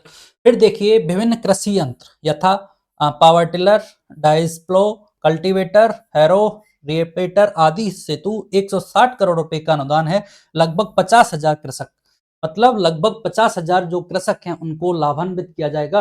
विभिन्न कृषि यंत्रों पर उनको क्या दिया जाएगा, अनुदान दिया जाएगा। जो भी ये नाम दे रखे हैं कृषि यंत्रों के नाम हैं, इन पर 50,000 किसान को लाभान्वित किया जाएगा और 160 करोड़ रुपए का इसमें प्रावधान किया गया है। फिर है 500 कस्टम हायरिंग सेंटर्स, 96 करोड़ रुपए की लागत से इनकी स्थापना की जाएगी। अगली स्कीम फिर दी गई है जो है आपके कौन सी, मुख्यमंत्री बीज स्वावलंबन योजना। मुख्यमंत्री बीज स्वावलंबन योजना के अंतर्गत 90% अनुदान दिया जाएगा। 70,000 क्विंटल बीज है, 50 करोड़ रुपए का व्यय किया जाएगा और 3 लाख कृषक इससे लाभान्वित होने वाले हैं। तो देखिए क्या प्रावधान किया गया भी कि 90% ब्याज अनुदान दिया जाएगा किस पर, बीज पर। 70,000 क्विंटल बीज अवेलेबल कराया जाएगा सरकार के द्वारा। 70,000 क्विंटल बीज जिस पर 90% अनुदान होगा, 50 करोड़ रुपए का व्यय होगा और कितने कृषक, 3 लाख कृषक इससे लाभान्वित होंगे। 3 लाख कृषक लाभान्वित होंगे। ठीक है, 90% अनुदान है किस पे, बीज पे। बीज की मात्रा कितनी है भाई, आपकी 70,000 क्विंटल बीज है और 50 करोड़ रुपए इस पर व्यय किए जाएंगे। तो हमें ये याद रखना है कि मुख्यमंत्री बीज स्वावलंबन योजना में बजट के लिए, बजट 2026-27 में क्या प्रावधान किए गए हैं, तो ये याद रखना है 90% अनुदान, 70,000 क्विंटल बीज, 50 करोड़ रुपए का व्यय, 3 लाख कृषक लाभान्वित होंगे। फिर है 5,000 कृषकों को नेपियर घास का निःशुल्क वितरण किया जाएगा। नेपियर घास एक मतलब लंबी घास होती है, हाथी घास के नाम से भी इसको जाना जाता है। तो इससे 5,000 कृषकों को इसको निःशुल्क वितरण किया जाएगा। कृषकों को data driven consultancy service, precision input management, crop planning support व मार्केट इंटेलिजेंस की सुविधा उपलब्ध कराने के लिए एग्री स्टैक पीएमयू का गठन किया जाएगा। एग्रीकल्चर से रिलेटेड जो भी जानकारी है जैसे data driven consultancy service, precision input management, crop planning, crop की प्लानिंग कैसे करनी है और मार्केट इंटेलिजेंस के बारे में इनको जानकारी सुविधा उपलब्ध कराने के लिए एग्री स्टैक पीएमयू का गठन किया जाएगा।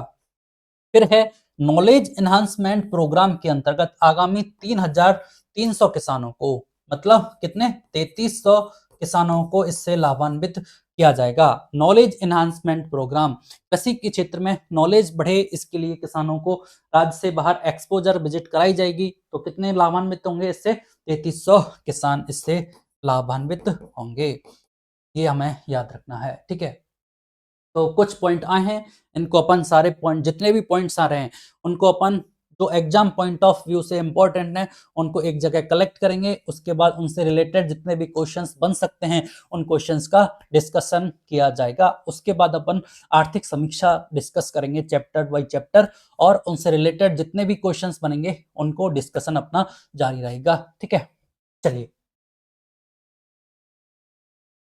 Green house, poly house, lot tunnel, plastic mulch उपलब्ध कराने के लिए आगामी 4000 कृषकों को 200 करोड़ रुपए का अनुदान है। मतलब ग्रीन हाउस, पॉली हाउस का निर्माण करने के लिए 4000 कृषकों को, पहली बात तो 4000 किसानों को लाभान्वित किया जाएगा। ठीक है, और 4000 किसानों के लिए कितना, 200 करोड़ रुपए का, 200 करोड़ रुपए का इसमें प्रावधान किया गया है। 4000 किसानों के लिए 200 करोड़ रुपए का प्रावधान किया गया है। फिर है वर्टिकल सपोर्ट सिस्टम आधारित खेती हेतु 5000 कृषकों को अनुदान। ये देखना पड़ेगा एक बार कि वर्टिकल सपोर्ट सिस्टम आधारित खेती क्या होती है, ये हमें जानना होगा। तो वर्टिकल सपोर्ट सिस्टम आधारित खेती हेतु 5000 कृषकों को अनुदान दिया जाएगा। कृषकों को अनुदानित 500 सोलर क्रॉप्स ड्रायर्स लगाए जाएंगे। ठीक है, फिर है ब्याज मुक्त अल्पकालीन फसली ऋण वितरण योजना।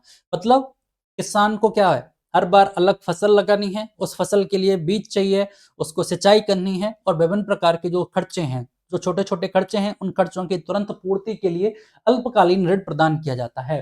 तो उस अल्पकालीन ऋण योजना के अंतर्गत आगामी वर्ष 35 लाख से अधिक किसान साथियों को 25,000 करोड़ रुपए के ऋण पर 800 करोड़ रुपए का ब्याज अनुदान पर व्यय किया जाएगा। कितने लाभान्वित किसान कितने हैं, 35 लाख किसान लाभान्वित होंगे। 25,000 करोड़ रुपए का जिनको ऋण दिया गया है उस पर 800 करोड़ रुपए का ब्याज अनुदान दिया जाएगा। ठीक है, ये तो कौन से हैं, अल्पकालीन फसली ऋण हैं, फसली वाले किसान हैं। वहीं दीर्घकालीन सहकारी कृषि व नॉन फार्मिंग सेक्टर्स हेतु 590 करोड़ रुपए के ऋण पर 5% ब्याज अनुदान है। लगभग 26,000 किसान और लघु उद्यमी इससे लाभान्वित होंगे। दो हैं, एक तो फार्मिंग वाले, एक नॉन फार्मिंग वाले। जो फार्मिंग वाले हैं वो 35 लाख से अधिक किसान हैं, नॉन फार्मिंग वाले 26,000 किसान हैं, उनके 25,000 करोड़ रुपए का ऋण है, इनके लिए 590 करोड़ रुपए का ऋण है, उनको 800 करोड़ रुपए का ब्याज अनुदान दिया जाएगा। तो वहीं इनको 500 करोड़ रुपए के ऋण पर 5% ब्याज अनुदान दिया जाएगा। कोई खास इंपॉर्टेंट है नहीं, मोस्ट इंपॉर्टेंट इनकी बातें पीछे आ चुकी हैं। फिर देखिए, राज्य के और विशिष्ट एग्रो प्रोसेस्ड प्रोडक्ट को राष्ट्रीय अंतर्राष्ट्रीय स्तर पर पहचान तथा इससे जुड़े कृषकों को बेहतर मूल्य दिलाने की दृष्टि से मिशन राज गिफ्ट, ये इंपॉर्टेंट है, मिशन राज गिफ्ट। तो ये किस लिए है कि भाई राज्य के और विशिष्ट एग्रो प्रोसेस्ड जो प्रोडक्ट हैं, कृषि से संबंधित जो प्रोडक्ट हैं, उनको राष्ट्रीय और अंतर्राष्ट्रीय स्तर पर पहचान मिले, उनसे जुड़े हुए कृषक हैं उनको बेहतरीन मूल्य मिले, इसके लिए कौन सा मिशन चलाया, Raj gift. Geographical indication for transformation of production and livelihoods. प्रदेश में 250 मैट्रिक टन एवं 500 मैट्रिक टन क्षमता के 50-50 गोदामों का निर्माण किया जाएगा। लगभग 20 करोड़ रुपए का व्यय आएगा। मतलब 250 मैट्रिक टन और 500 मैट्रिक टन के दो कैटेगरी हैं, एक तो 250 मैट्रिक टन का, दूसरा है 500 मैट्रिक टन के 50-50 गोदामों का निर्माण किया जाएगा। लगभग 20 करोड़ रुपए का इसमें व्यय आएगा। 200 नवगठित गोदाम विहीन जो ग्राम सेवा सहकारी समितियां हैं उसमें 100 मैट्रिक टन क्षमता के गोदाम एवं कार्यालय भवन में 4 दीवारी के निर्माण हेतु 30 करोड़ रुपए का व्यय किया गया है। ठीक है, चलिए। आगामी वर्ष राष्ट्रीय स्तर के कॉन्क्लेव ऑन स्पाइसेस का आयोजन किया जाएगा। अब ये कहाँ किया जाएगा ये हमें देखना होगा, आने वाले समय में इसका पता चलेगा। Centre of excellence for onion and vegetables, तो मतलब प्याज और सब्जियों के लिए जो उत्कृष्टता केंद्र सेंटर ऑफ एक्सीलेंस है वो कहाँ बनेगा, वो आपके अलवर में स्थापित किया जाएगा। इंपॉर्टेंट हो गया, ये सारे इंपॉर्टेंट है अपने लिए। श्री गंगानगर में सेंटर ऑफ एक्सीलेंस फॉर किन्नू, किन्नू के लिए सेंटर ऑफ एक्सीलेंस गंगानगर में बनेगा। अनियन और वेजिटेबल्स के लिए अलवर में स्थापित किया जाएगा। Centre of excellent for mango, आम के लिए कहां पे, आपके बांसवाड़ा में स्थापित किया जाएगा। Centre of excellent for mango Banswara में। Centre of excellence for kinnow Ganganagar, centre of excellence for onion and vegetables in Alwar में। ठीक है, फिर है आपके जोधपुर, कोटा और उदयपुर में ऑर्गेनिक फूड मार्केट की स्थापना की जाएगी। अगला है जोधपुर, कोटा और उदयपुर में ऑर्गेनिक फूड मार्केट की स्थापना। तो यहां से याद रखना होगा ऑर्गेनिक फूड मार्केट कहां, जोधपुर, जोधपुर, कोटा और उदयपुर, ये 3 डिस्ट्रिक्ट हैं जिसमें आपका ऑर्गेनिक फूड मार्केट की स्थापना की जाएगी। क्वेश्चन पूछा जाएगा राज्य के निम्नलिखित किन जिलों में ऑर्गेनिक फूड मार्केट की स्थापना की जाएगी, तो जोधपुर, कोटा और उदयपुर। बहुत इंपॉर्टेंट इंफॉर्मेशन है। चलिए, तो ये चारों याद रखने हैं। Centre of excellence for onion and vegetables Alwar, centre of excellence for kinnow Ganganagar, centre of excellence for mango Banswara और ऑर्गेनिक फूड मार्केट आपके जोधपुर, कोटा और उदयपुर में। ठीक है, फिर है प्रदेश के अब प्रदेश के चयनित जिलों में 2000 कृषकों, प्रोसेसर्स, व्यापारियों व निर्यातकों को प्रशिक्षण दिया जाएगा। ठीक है सर। नवीन कृषि उपज अनाज मंडी, एक तो बागीदौरा बांसवाड़ा में अनाज मंडी की स्थापना की जाएगी। कहां पे? बागीदौरा बांसवाड़ा में, सिकराय दौसा और राजियासर स्टेशन है आपके सूरतगढ़ गंगानगर में। तो 3 स्थान बताए, बागीदौरा बांसवाड़ा, सिकराय दौसा और गंगानगर सूरतगढ़ में ये आपकी अनाज मंडी, कृषि उपज अनाज मंडी स्थापना की जाएगी। वहीं सब्जी मंडी की बात करें तो सवाई माधोपुर और बयाना भरतपुर में इसकी स्थापना, 2 सब्जी मंडी निर्माण किया जाएगा, बयाना भरतपुर में और सवाई माधोपुर में। नवगठित जिलों में जिला सहकारी उपभोक्ता भंडार स्थापित किए जाएंगे। समस्त जिलों में नवीन उपहार विक्रय केंद्र स्थापित किए जाएंगे। इंपॉर्टेंट नहीं है। किसानों को गर्मी एवं बरसात से बचाव के लिए शेड निर्माण सहित मंडियों तक पहुंच मार्ग एवं यार्डों में अन्य आधारभूत कार्यों के लिए 350 करोड़ रुपए का व्यय किया जाएगा। चलिए, तो जो इंपॉर्टेंट बात थी वो यही थी, राज गिफ्ट इंपॉर्टेंट है, ये इंपॉर्टेंट है अपने लिए। चलिए, अगला है पशुपालन और डेयरी के क्षेत्र में किसानों के लिए क्या प्रावधान किए गए हैं। चलिए, तो 200 ग्राम पंचायतों में पशु चिकित्सा उपकेंद्र स्थापित किए जाएंगे। 25 पशु चिकित्सा उपकेंद्रों को पशु चिकित्सालय में क्रमोन्नत किया जाएगा। ये कह रहा है जो 25 पशु चिकित्सा उपकेंद्र हैं उन उपकेंद्रों को पशु चिकित्सालयों में क्रमोन्नत किया जाएगा। कितने? 25 को। और ग्राम पंचायतों में पशु चिकित्सा उपकेंद्र स्थापित किए जाएंगे। वहीं कह रहा है 50 पशु चिकित्सालयों को प्रथम श्रेणी के पशु चिकित्सालयों में क्रमोन्नत किया जाएगा। Rajasthan cooperative dairy infrastructure development fund की राशि 1000 करोड़ रुपए से बढ़ाकर 2000 करोड़ रुपए, ये हमारे लिए इंपॉर्टेंट है, 2000 करोड़ रुपए बढ़ाकर कर दी गई है। राजस्थान कोऑपरेटिव डेयरी फेडरेशन होता है, तो राजस्थान कोऑपरेटिव डेयरी फेडरेशन का जो फंड है इंफ्रास्ट्रक्चर डेवलपमेंट फंड, उसकी राशि को 1000 करोड़ से बढ़ाकर कितना कर दिया गया है? 2000 करोड़ रुपए कर दिया गया। ये हमें याद रखना होगा।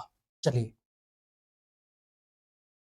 अगला पॉइंट है एनसीआर, उत्तर प्रदेश, मध्य प्रदेश आदि राज्यों में सरसों उत्पाद के जो आउटलेट्स हैं उनमें 100 करोड़ रुपए का व्यय किया जाएगा।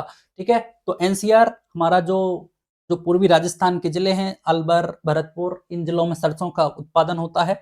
तो यहाँ से सीमा लगती है, एनसीआर है, उत्तर प्रदेश है, मध्य प्रदेश आदि राज्यों में सरस उत्पादन के, सरसों नहीं सॉरी, सरस उत्पाद हैं, उन सरस उत्पादों के आउटलेट्स स्थापित करने के लिए 100 करोड़ रुपए का व्यय किया जाएगा।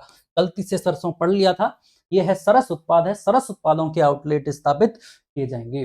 फिर है मुख्यमंत्री दुग्ध उत्पादक संबल योजना, 700 करोड़ रुपए का प्रावधान किया गया है। लगभग 5 लाख पशु पालक इससे लाभान्वित होंगे और ग्रामीण क्षेत्रों में 1000 नवीन दुग्ध संकलन केंद्रों की स्थापना की। मुख्यमंत्री दुग्ध उत्पादन संबल योजना के तहत अनुदान दिया जा रहा है, 5 रुपए अनुदान है, इसमें 700 करोड़ रुपए का अनुदान दिया जाएगा। लगभग 5 लाख पशुपालक इससे लाभान्वित होंगे और ग्रामीण क्षेत्रों में 1000 नवीन दुग्ध संकलन केंद्रों की स्थापना की जाएगी। फिर देखिए, अलवर में 3 लाख लीटर प्रतिदिन क्षमता के मिल्क प्रोसेसिंग प्लांट 200 करोड़ रुपए का व्यय कर बनाया जाएगा। 500 डेयरी बूथ का आवंटन किया जाएगा। 1 लाख पशुपालकों के लिए वैल्यू एडेड दुग्ध आधारित उत्पाद हैं जैसे शुद्ध घी, मावा, पनीर, मिठाई आदि तैयार किए जाने के लिए इनको प्रशिक्षित किया जाएगा। 1 लाख पशुपालकों को प्रशिक्षित किया जाएगा कि भाई शुद्ध घी बनाइए, मावा बनाइए, पनीर बनाइए इसके लिए। फिर है तवीजी अजमेर में poultry feed unit, important, poultry feed unit कहां पे स्थापित की जाएगी? तो तवीजी अजमेर में। कहां पे? तवीजी अजमेर में ये स्थापना की जाएगी। फिर है नवा स्तंभ, कौन सा है? हरित विकास और पर्यावरणीय सततता, ग्रीन डेवलपमेंट और आपके पर्यावरणीय सततता के लिए मिशन हरियाला राजस्थान है, इसके अंतर्गत इस बार 10 करोड़ पौधारोपण किया जाएगा। मिशन हरियाला राजस्थान के अंतर्गत कितने पौधे लगाए जाएंगे? 10 करोड़ पौधे लगाए जाएंगे। राज्य के समस्त जिला मुख्यालयों पर आगामी वर्ष उन्नत नमो नर्सरी की स्थापना की जाएगी। कहां पर? आपके जिला स्तर पर। जिला स्तर पर का क्या बनाया जाएगा? नमो नर्सरी स्थापना की जाएगी। और प्रत्येक पंचायत समिति स्तर पर चरणबद्ध रूप से नमो वन, पंचायत समिति स्तर पर नमो वन बनाए जाएंगे और समस्त जिला मुख्यालयों पर नमो नर्सरी की स्थापना की जाएगी। फिर है अजमेर, ब्यावर, हनुमानगढ़, बीकानेर, दौसा, जयपुर सहित 16 जिलों में मॉडल उद्यान ऑक्सीजन पार्क्स के रूप में विकसित किए जाएंगे। तो 16 जिले हैं, तो इतना कोई खास इंपॉर्टेंट है नहीं। चित्तौड़गढ़ में कुंभा बायोलॉजिकल पार्क की स्थापना की जाएगी। याद रखना, कुंभा बायोलॉजिकल पार्क की स्थापना कहां की जाएगी? आपके चित्तौड़गढ़ में कुंभा बायोलॉजिकल पार्क की स्थापना की जाएगी। वन्य जीव संरक्षण के साथ साथ संरक्षित क्षेत्रों में मैन एनिमल कॉन्फ्लिक्ट जो होता है उस पर ध्यान दिए जाने के उद्देश्य से आगामी वर्ष ये क्या है? पृथ्वी योजना, PRITHWI है ये। तो ये है क्या है? Project for resilient and integrated terrestrial habitats and wildlife valorisation initiative परियोजना। 1500 करोड़ रुपए इसके अंतर्गत स्थापित किए गए। क्वेश्चन हमें याद रखना है कि इस पृथ्वी जो पहल है, पृथ्वी योजना है, इसका संबंध किससे है? तो वन्यजीव संरक्षण से ये वन्यजीव संरक्षण के साथ साथ संरक्षित क्षेत्रों से ये संबंधित है। इस पर 1500 करोड़ रुपए का व्यय किया जाएगा। 1500 करोड़ रुपए का इस पर व्यय किया जाएगा। ठीक है। फिर है मुख्यमंत्री जल स्वावलंबन अभियान। मुख्यमंत्री जल स्वावलंबन अभियान, मुख्यमंत्री जल स्वावलंबन अभियान MJSA-2 के तृतीय चरण है कि आगामी वर्ष लगभग 5000 गांव में 2500 करोड़ रुपए की लागत से वाटर हार्वेस्टिंग इंफ्रास्ट्रक्चर्स का निर्माण किया जाएगा। ठीक है, वाटर हार्वेस्टिंग स्ट्रक्चर्स का निर्माण किया जाएगा 2500 करोड़ रुपए की लागत से 5000 गांव में। कितने गांव हैं लाभान्वित? 5000 गांव इससे लाभान्वित हैं। और कितना पैसा? 2500 करोड़ रुपए। 2500 करोड़ रुपए की लागत से 5000 गांव में वाटर हार्वेस्टिंग इंफ्रास्ट्रक्चर्स है वो डेवलप किया जाएगा। वन भूमि की क्षतिपूर्ति के लिए जो गैर वन भूमि है उससे 1000 हेक्टेयर का लैंड बैंक बनाया जाएगा। हाल ही में जो वन भूमि है वो क्षतिग्रस्त हो रही है, तो जो गैर वन भूमि है उससे 1000 हेक्टेयर का क्या बना देंगे? लैंड बैंक की स्थापना की जाएगी। फिर देखिए क्या है अगला पॉइंट इंपॉर्टेंट है। अलवर, उदयपुर, सवाई माधोपुर, कोटा, बूंदी और जयपुर में specialised centres for treatment of wildlife animals, मतलब जो वाइल्ड लाइफ जो हमारे वन्य जीव हैं उनके संरक्षण के लिए, ट्रीटमेंट के लिए स्पेशलाइज्ड सेंटर बनाए जाएंगे। वो कहाँ पर बनाए जाएंगे? तो ये हमें याद रखना है। इसमें आपका पहला जिला है अलवर, अलवर के अलावा जयपुर है, जयपुर, तीसरा है उदयपुर, जयपुर, अलवर, जयपुर, उदयपुर, कोटा, बूंदी और अगला डिस्ट्रिक्ट है आपका सवाई माधोपुर। ठीक है, तो कितने डिस्ट्रिक्ट? 1 2 3 4 5 6 जिलों में आपके अलवर, उदयपुर, सवाई माधोपुर, कोटा, बूंदी और जयपुर में specialised centre for treatment of wildlife animals की स्थापना जाएगी। अगला है आपका भरतपुर, सांभर, जयपुर और मीठड़ी कुचामन में specialised centre for treatment of avian disease. Avian disease के संरक्षण के लिए स्पेशलाइज्ड सेंटर कहां स्थापित किए जाएंगे? भरतपुर में, सांभर, जयपुर में और मीठड़ी कुचामन में। भरतपुर, सांभर, जयपुर और मीठड़ी कुचामन में specialised centre for treatment of avian disease की स्थापना की जाएगी। पनेड़ा, शाहपुरा, भीलवाड़ा है, इसमें इको पार्क की स्थापना याद रखना है। इको पार्क कहां स्थापित किया जाएगा? तो बनेड़ा, शाहपुरा, भीलवाड़ा में इको पार्क की स्थापना की जाएगी। कहां पे? आपके शाहपुरा भीलवाड़ा में। शाहपुरा भीलवाड़ा में स्थान है आपका बनेड़ा। बनेड़ा ये भीलवाड़ा में स्थित है और भीलवाड़ा में यहाँ क्या बनेगा? इको पार्क के स्थापना की जाएगी। ठीक है, इको पार्क बनेड़ा, शाहपुरा, भीलवाड़ा। वहीं नेचर पार्क टोडा रायसिंह टोंक में, टोडा रायसिंह तहसील है, टोडा रायसिंह तहसील टोंक में नेचर पार्क की स्थापना की जाएगी। अगला है वन्य क्षेत्रों में मोबिलिटी बढ़ाने तथा वन्यजीव रेस्क्यू प्रणाली के संवर्धन के लिए रैपिड मोबिलिटी टीम्स का गठन के साथ ही 221 में वाइल्ड लाइफ एम्बुलेंस संचालित की जाएगी। फिर है श्री कर्ण नरेंद्र कृषि विश्वविद्यालय जौवनेर जयपुर में centre of excellence for natural farming. Very important question यहां से बनेगा कि भाई क्वेश्चन पूछा जाएगा centre of excellence for natural farming की स्थापना कहाँ की जाएगी, तो श्री कर्ण नरेंद्र कृषि विश्वविद्यालय जो जौवनेर जयपुर में स्थित है, यहाँ इसकी स्थापना की जाएगी। जयपुर और जोधपुर में पीपीपी मोड पर कंप्रेस्ड बायोगैस प्लांट है आपका सीपीजी के लिए जो कंप्रेस्ड बायोगैस प्लांट है उसकी स्थापना कहाँ की जाएगी, जयपुर और जोधपुर में। दोनों याद रखने हैं, जयपुर और जोधपुर। तो आपके जयपुर और जोधपुर में कंप्रेस्ड बायोगैस प्लांट की स्थापना की जाएगी। ये हमने देख लिया आपके अलवर, जयपुर, उदयपुर, सवाई माधोपुर, कोटा और बूंदी में आपके specialised centre for treatment of इसके लिए वाइल्ड एनिमल्स के लिए स्थापना की जाएगी। ठीक है, वहीं आपके एवियन डिजीज के लिए भरतपुर, सांभर, जयपुर और मीठड़ी, कुचावन में स्थापना की जाएगी। इसके बाद हमने मुख्यमंत्री जल स्वावलंबन अभियान देखा। 5000 गांव में 2500 करोड़ की लागत से वाटर हार्वेस्टिंग की स्थापना की जाएगी। पृथ्वी पहल का संबंध किससे है, वन्यजीव संरक्षण से है। और आपने तवीजी अजमेर में पोल्ट्री फीड यूनिट स्थापित की जा रही है। मुख्यमंत्री दुग्ध उत्पादक संबल योजना में 700 करोड़ रुपए का अनुदान दिया जाएगा। 700 करोड़ रुपए से 5 लाख पशुपालक लाभान्वित होंगे। ठीक है, ये सारे कुछ पॉइंट्स हैं जो हमें याद रखने हैं।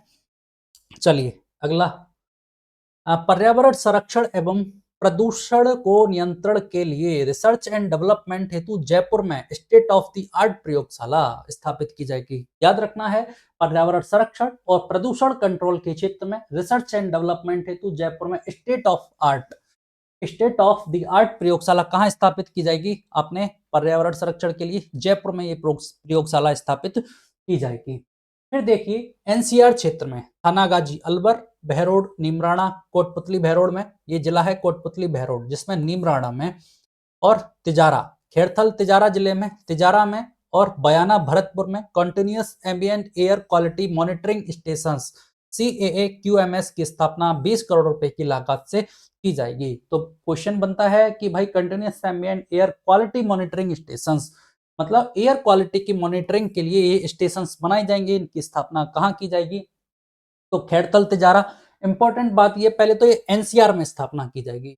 एनसीआर में पहला थानागाजी अलवर में, खेड़तल तिजारा में, आप देख रहे हैं तिजारा में, कोटपुतली बहरोड में, निमराणा में और बयाना भरतपुर में इसकी स्थापना की जाएगी। फिर है Rajasthan state pollution control board RSPCB में रिसर्च एंड डेवलपमेंट सेल की स्थापना की जाएगी। ठीक है, जयपुर, जोधपुर, कोटा, अलवर, उदयपुर, बीकानेर, भरतपुर, अजमेर में नॉइज मॉनिटरिंग स्टेशन स्थापित किए जाएंगे। आप देखिए जयपुर, जोधपुर, कोटा, उदयपुर, बीकानेर, भरतपुर और अजमेर, ये तो रहे आपके 7 संभाग। इस 7 संभाग के अलावा आपका डिस्ट्रिक्ट है अलवर, इसमें नॉइज मॉनिटरिंग स्टेशन स्थापित किए जाएंगे। ठीक है, आप प्रदेश के प्रत्येक जिले में चयनित विद्यालय में ग्रीन स्कूल प्रोग्राम संचालित किया जाएगा। प्रत्येक जिले में जो चयनित करेंगे कोई सी स्कूल को, उसमें ग्रीन स्कूल प्रोग्राम संचालित किया जाएगा।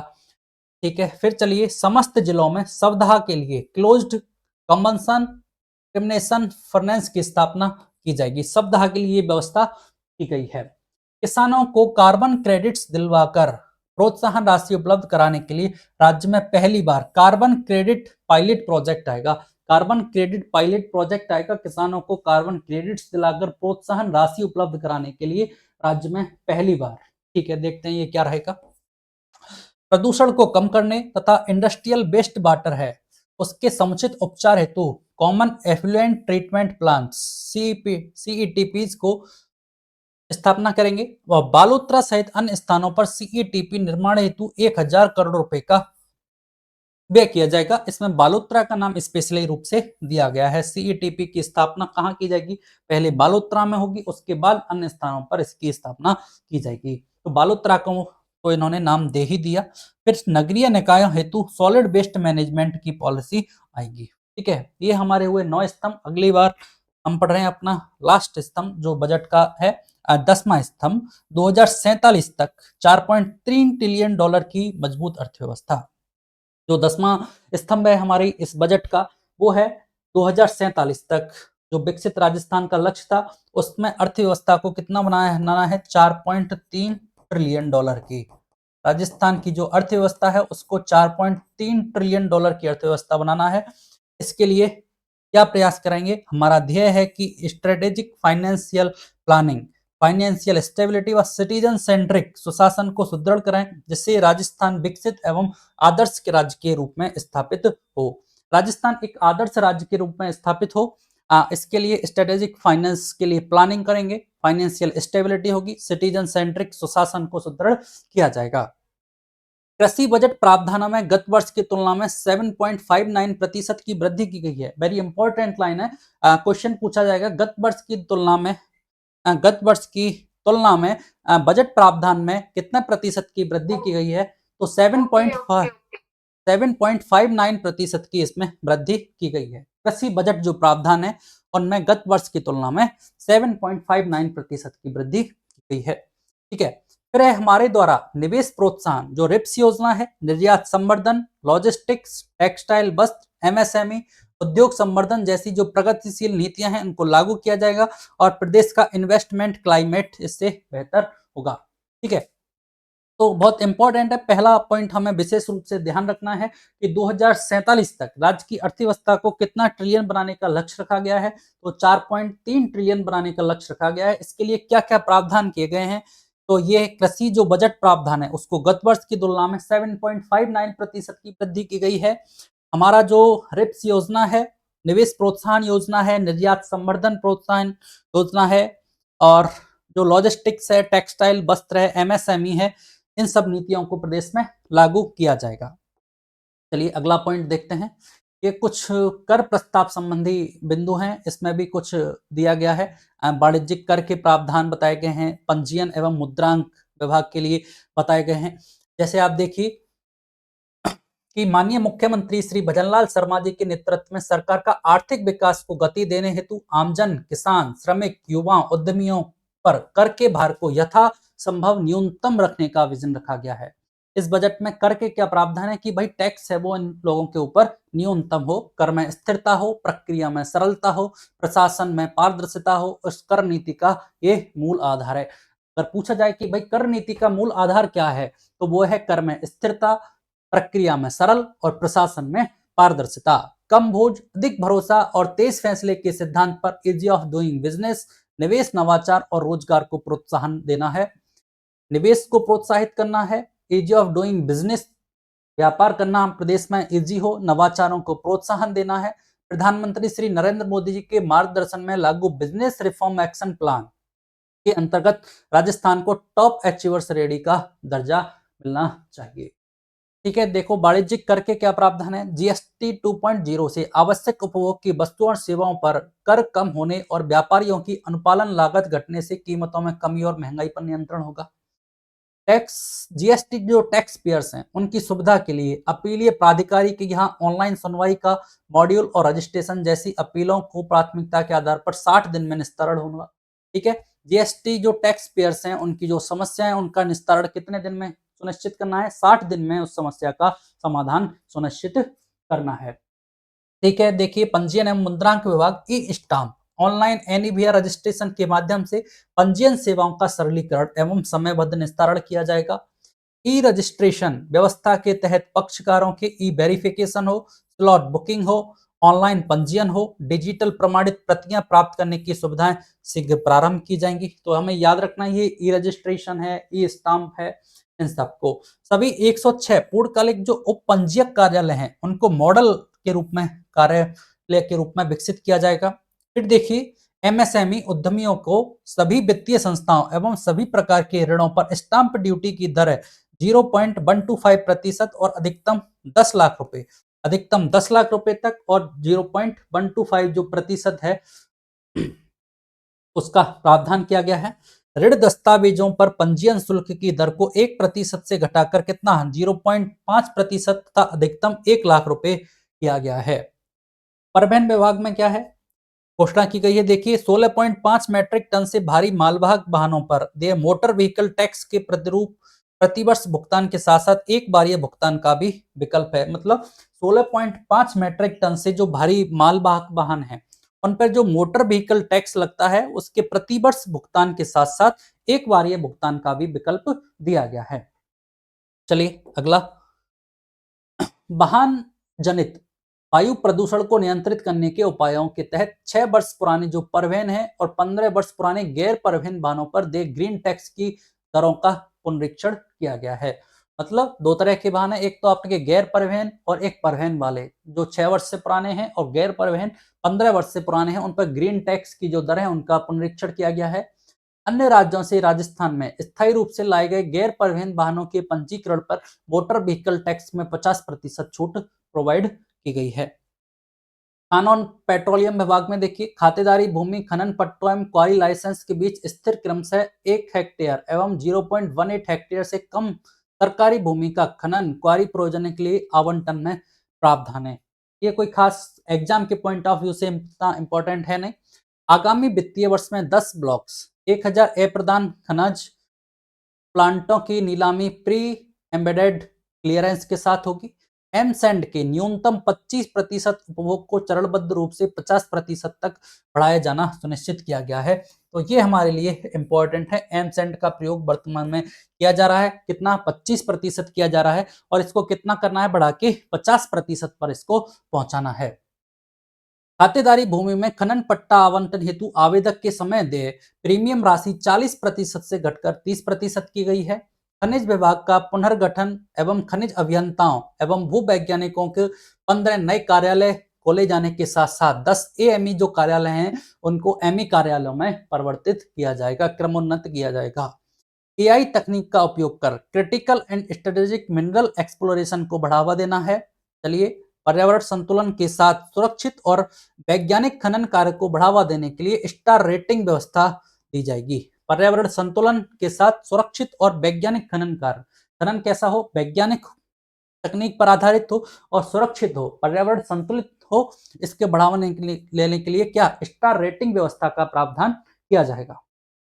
ठीक है, चलिए, बेस मेटल लाइमस्टोन मैग्नीज और आयरन जैसे जो खनिज हैं उन हेतु जियो फिजिकल सर्वे एवं ड्रिलिंग कार्य तथा स्टेट ऑफ आर्ट खनिज कोर लाइब्रेरी की स्थापना की जाएगी। स्टेट ऑफ आर्ट खनिज कोर लाइब्रेरी में किन खनिजों को सम्मिलित किया गया है, याद रखना, बेस मेटल लाइमस्टोन है आपका, मैग्नीज और iron, manganese iron base metal और लाइमस्टोन है। आगामी वित्तीय वर्ष में 60 नए जीएस सीएनजी स्टेशन, कितने सीएनजी स्टेशन की स्थापना की जाएगी, 60 सीएनजी स्टेशनों की, और 250 ईवी चार्जिंग इलेक्ट्रिकल जो व्हीकल चार्जिंग है उसकी स्थापना की जाएगी। वन्य जीव अभ्यारण्यों एवं राष्ट्रीय उद्यानों के 10 किलोमीटर की जो परिधि में इको सेंसिटिव जोन है उसके नोटिफिकेशन के अभाव में बन रहे खनन पट्टों एवं क्वारी लाइसेंसों की अवधि को डीम्ड नॉन वर्किंग पीरियड घोषित किया जाएगा। ठीक है, आगे देखते हैं एमनेस्टी में विगत 2 वर्षों में लाई गई जो एमनेस्टी योजना उनके क्रम को आगे बढ़ाते हुए विभिन्न योजनाएं चालू की गई हैं। जैसे देखो, 1 करोड़ रुपए तक का जो लंबित बैट प्रकरण है उसमें बकाया मूल राशि का 50% जमा कराए जाने पर ब्याज एवं पेनल्टी में 100% छूट दी जाएगी। 1 करोड़ रुपए तक के जो लंबित बैट है, ठीक है, ये टैक्स है बैट, इसके प्रकरण में जो बकाया मूल राशि है उसका 50% जमा कराए जाने पर ब्याज और पेनल्टी में 100% छूट का प्रावधान है। किसानों एवं मंडी व्यापारियों को मंडी शुल्क, कृषक कल्याण फीस आदि के पेटे दिनांक 31/12/2025 तक बकाया मांगे 26 तक जमा कराए जाने पर ब्याज की राशि में 100% छूट का प्रावधान है। चलिए, कोई खास इंपॉर्टेंट है नहीं। एक तो ये इंपॉर्टेंट है, एम सैंड के न्यूनतम 25% उपभोग को बढ़ाकर कितना 50% तक बढ़ाया जाना इंपॉर्टेंट किया गया है। और वहीं से आपको स्टेट ऑफ आर्ट खनिज कोर लाइब्रेरी में किन खनिजों को सम्मिलित किया गया है, तो बेस मेटल है, आयरन है, मैग्नीज है आपका, और लाइमस्टोन है, इसमें सम्मिलित किया गया है। चलिए अगला देखते हैं। भूमि कर की बकाया मांग राशि की 25% राशि कितने तारीख तक जमा कराने पर भूमि की कर की शेष राशि के साथ कोई इंपॉर्टेंट नहीं, कृषि कार्यों में प्रयुक्त ट्रैक्टर्स हैं उनके रजिस्ट्रेशन रिन्यूअल से लंबित मामलों को पेनल्टी राशि में छूट।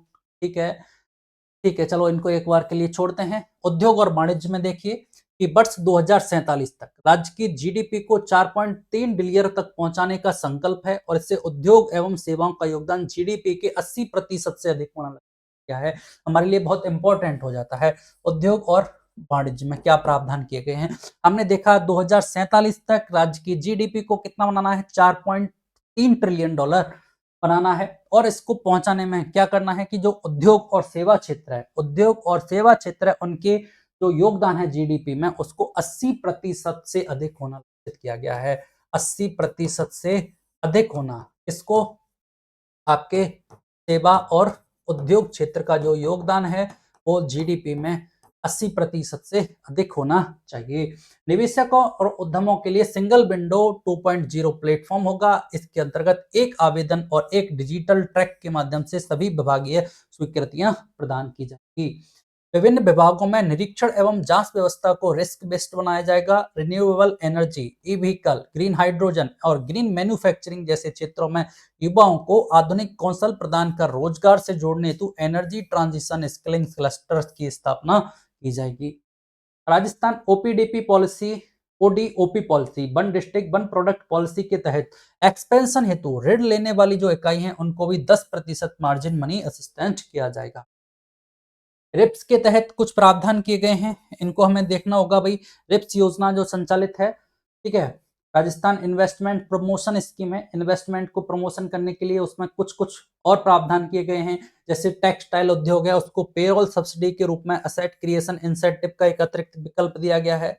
रिप्स 2024 के अंतर्गत इंटरेस्ट सब बेंसन का लाभ मैन्युफैक्चरिंग के साथ साथ सर्विस सेक्टर को भी, मतलब जो लाभ इंटरेस्ट सबवेंशन का मैन्युफैक्चरिंग को दिया जाता था वो अब सर्विस सेक्टर को भी प्रोवाइड किया जाएगा। GCC and warehouse logistic sector को भी रिप्स 2024 के अंतर्गत एक्सपेंशन में लाभ दिया जाएगा। तो ये जो पॉइंट है कि भाई वर्तमान में 2000 जो रिप्स योजना है 2024 की, उसमें किन प्रावधानों को बजट में ऐड किया गया है, तो हमें ये याद रखने हैं भाई। टेक्सटाइल उद्योग को जोड़ा, मैन्युफैक्चरिंग के साथ साथ सर्विस सेक्टर को जोड़ा इंटरेस्ट सबवेंशन के लिए, GCC warehouse logistics sector को जोड़ दिया गया है। फिर देखिए, नवीकरणीय ऊर्जा जो उपकरण है उनका मैन्युफैक्चरिंग इकोसिस्टम विकसित किए जाने के उद्देश्य से इंटीग्रेटेड सोलर सेल मॉड्यूल्स निर्माण इकाइयों की रिप्स 2024 के तहत अपना लाभ अनुमत बताया जाएगा। फिर है एक्सपोर्ट ओरिएंटेड इंडस्ट्रियल डेवलपमेंट को बढ़ावा देने हेतु कंटेनर मैन्युफैक्चरिंग तो रिप्स 2000 के अंदर थ्रस्ट सेक्टर के रूप में इसको शामिल किया गया है। तो नया एक सेक्टर शामिल किया गया है, कंटेनर मैन्युफैक्चरिंग। इसको रिप्स 2024 के अंतर्गत थ्रस्ट सेक्टर के रूप में सम्मिलित किया गया है। चलिए, तो इस तरह से ये बजट जो पेश किया गया है, माननीय वित्त मंत्री राजस्थान की दिया कुमारी जी ने ये पेश किया बजट। राजस्थान की 16वीं विधानसभा जो वर्तमान में संचालित है और इस सरकार का ये तीसरा बजट था। और इस बजट में जो भी प्रावधान किए गए हैं उन सबको हमने देखा। अब हम आने वाली क्लासों में जो इम्पोर्टेंट पॉइंट्स थे प्रत्येक सेक्टर के, चाहे कृषि का हो, चाहे एजुकेशन का हो, चाहे स्वास्थ्य क्षेत्र का, उन सबको एक जगह कलेक्ट करेंगे और इसको एक शॉर्ट फॉर्म में इसको बना लिया जाएगा। और उससे संबंधित जितने भी क्वेश्चंस बन सकते हैं, चाहे स्टेटमेंट फॉर्मेट में हो, चाहे सिंगल वन लाइनर क्वेश्चंस हो, उन सबको डिस्कशन किया जाएगा। उसके बाद अपन आर्थिक समीक्षा का डिस्कशन करेंगे। और आर्थिक समीक्षा में सबसे पहले अपन उसको चैप्टर वाइज और थ्योरेटिकल फॉर्मेट में डिस्कस करेंगे। आफ्टर इट क्वेश्चंस फॉर्मेट में पहले अपन स्टेटमेंट क्वेश्चंस में डिस्कस करेंगे, उसके बाद वन लाइनर क्वेश्चंस के रूप में डिस्कस करेंगे।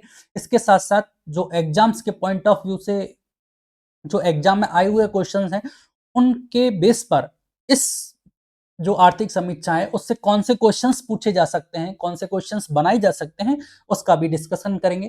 ठीक है, तो चलिए आज की क्लास यहाँ समाप्त करते हैं और अगली क्लास में फिर मिलेंगे। धन्यवाद।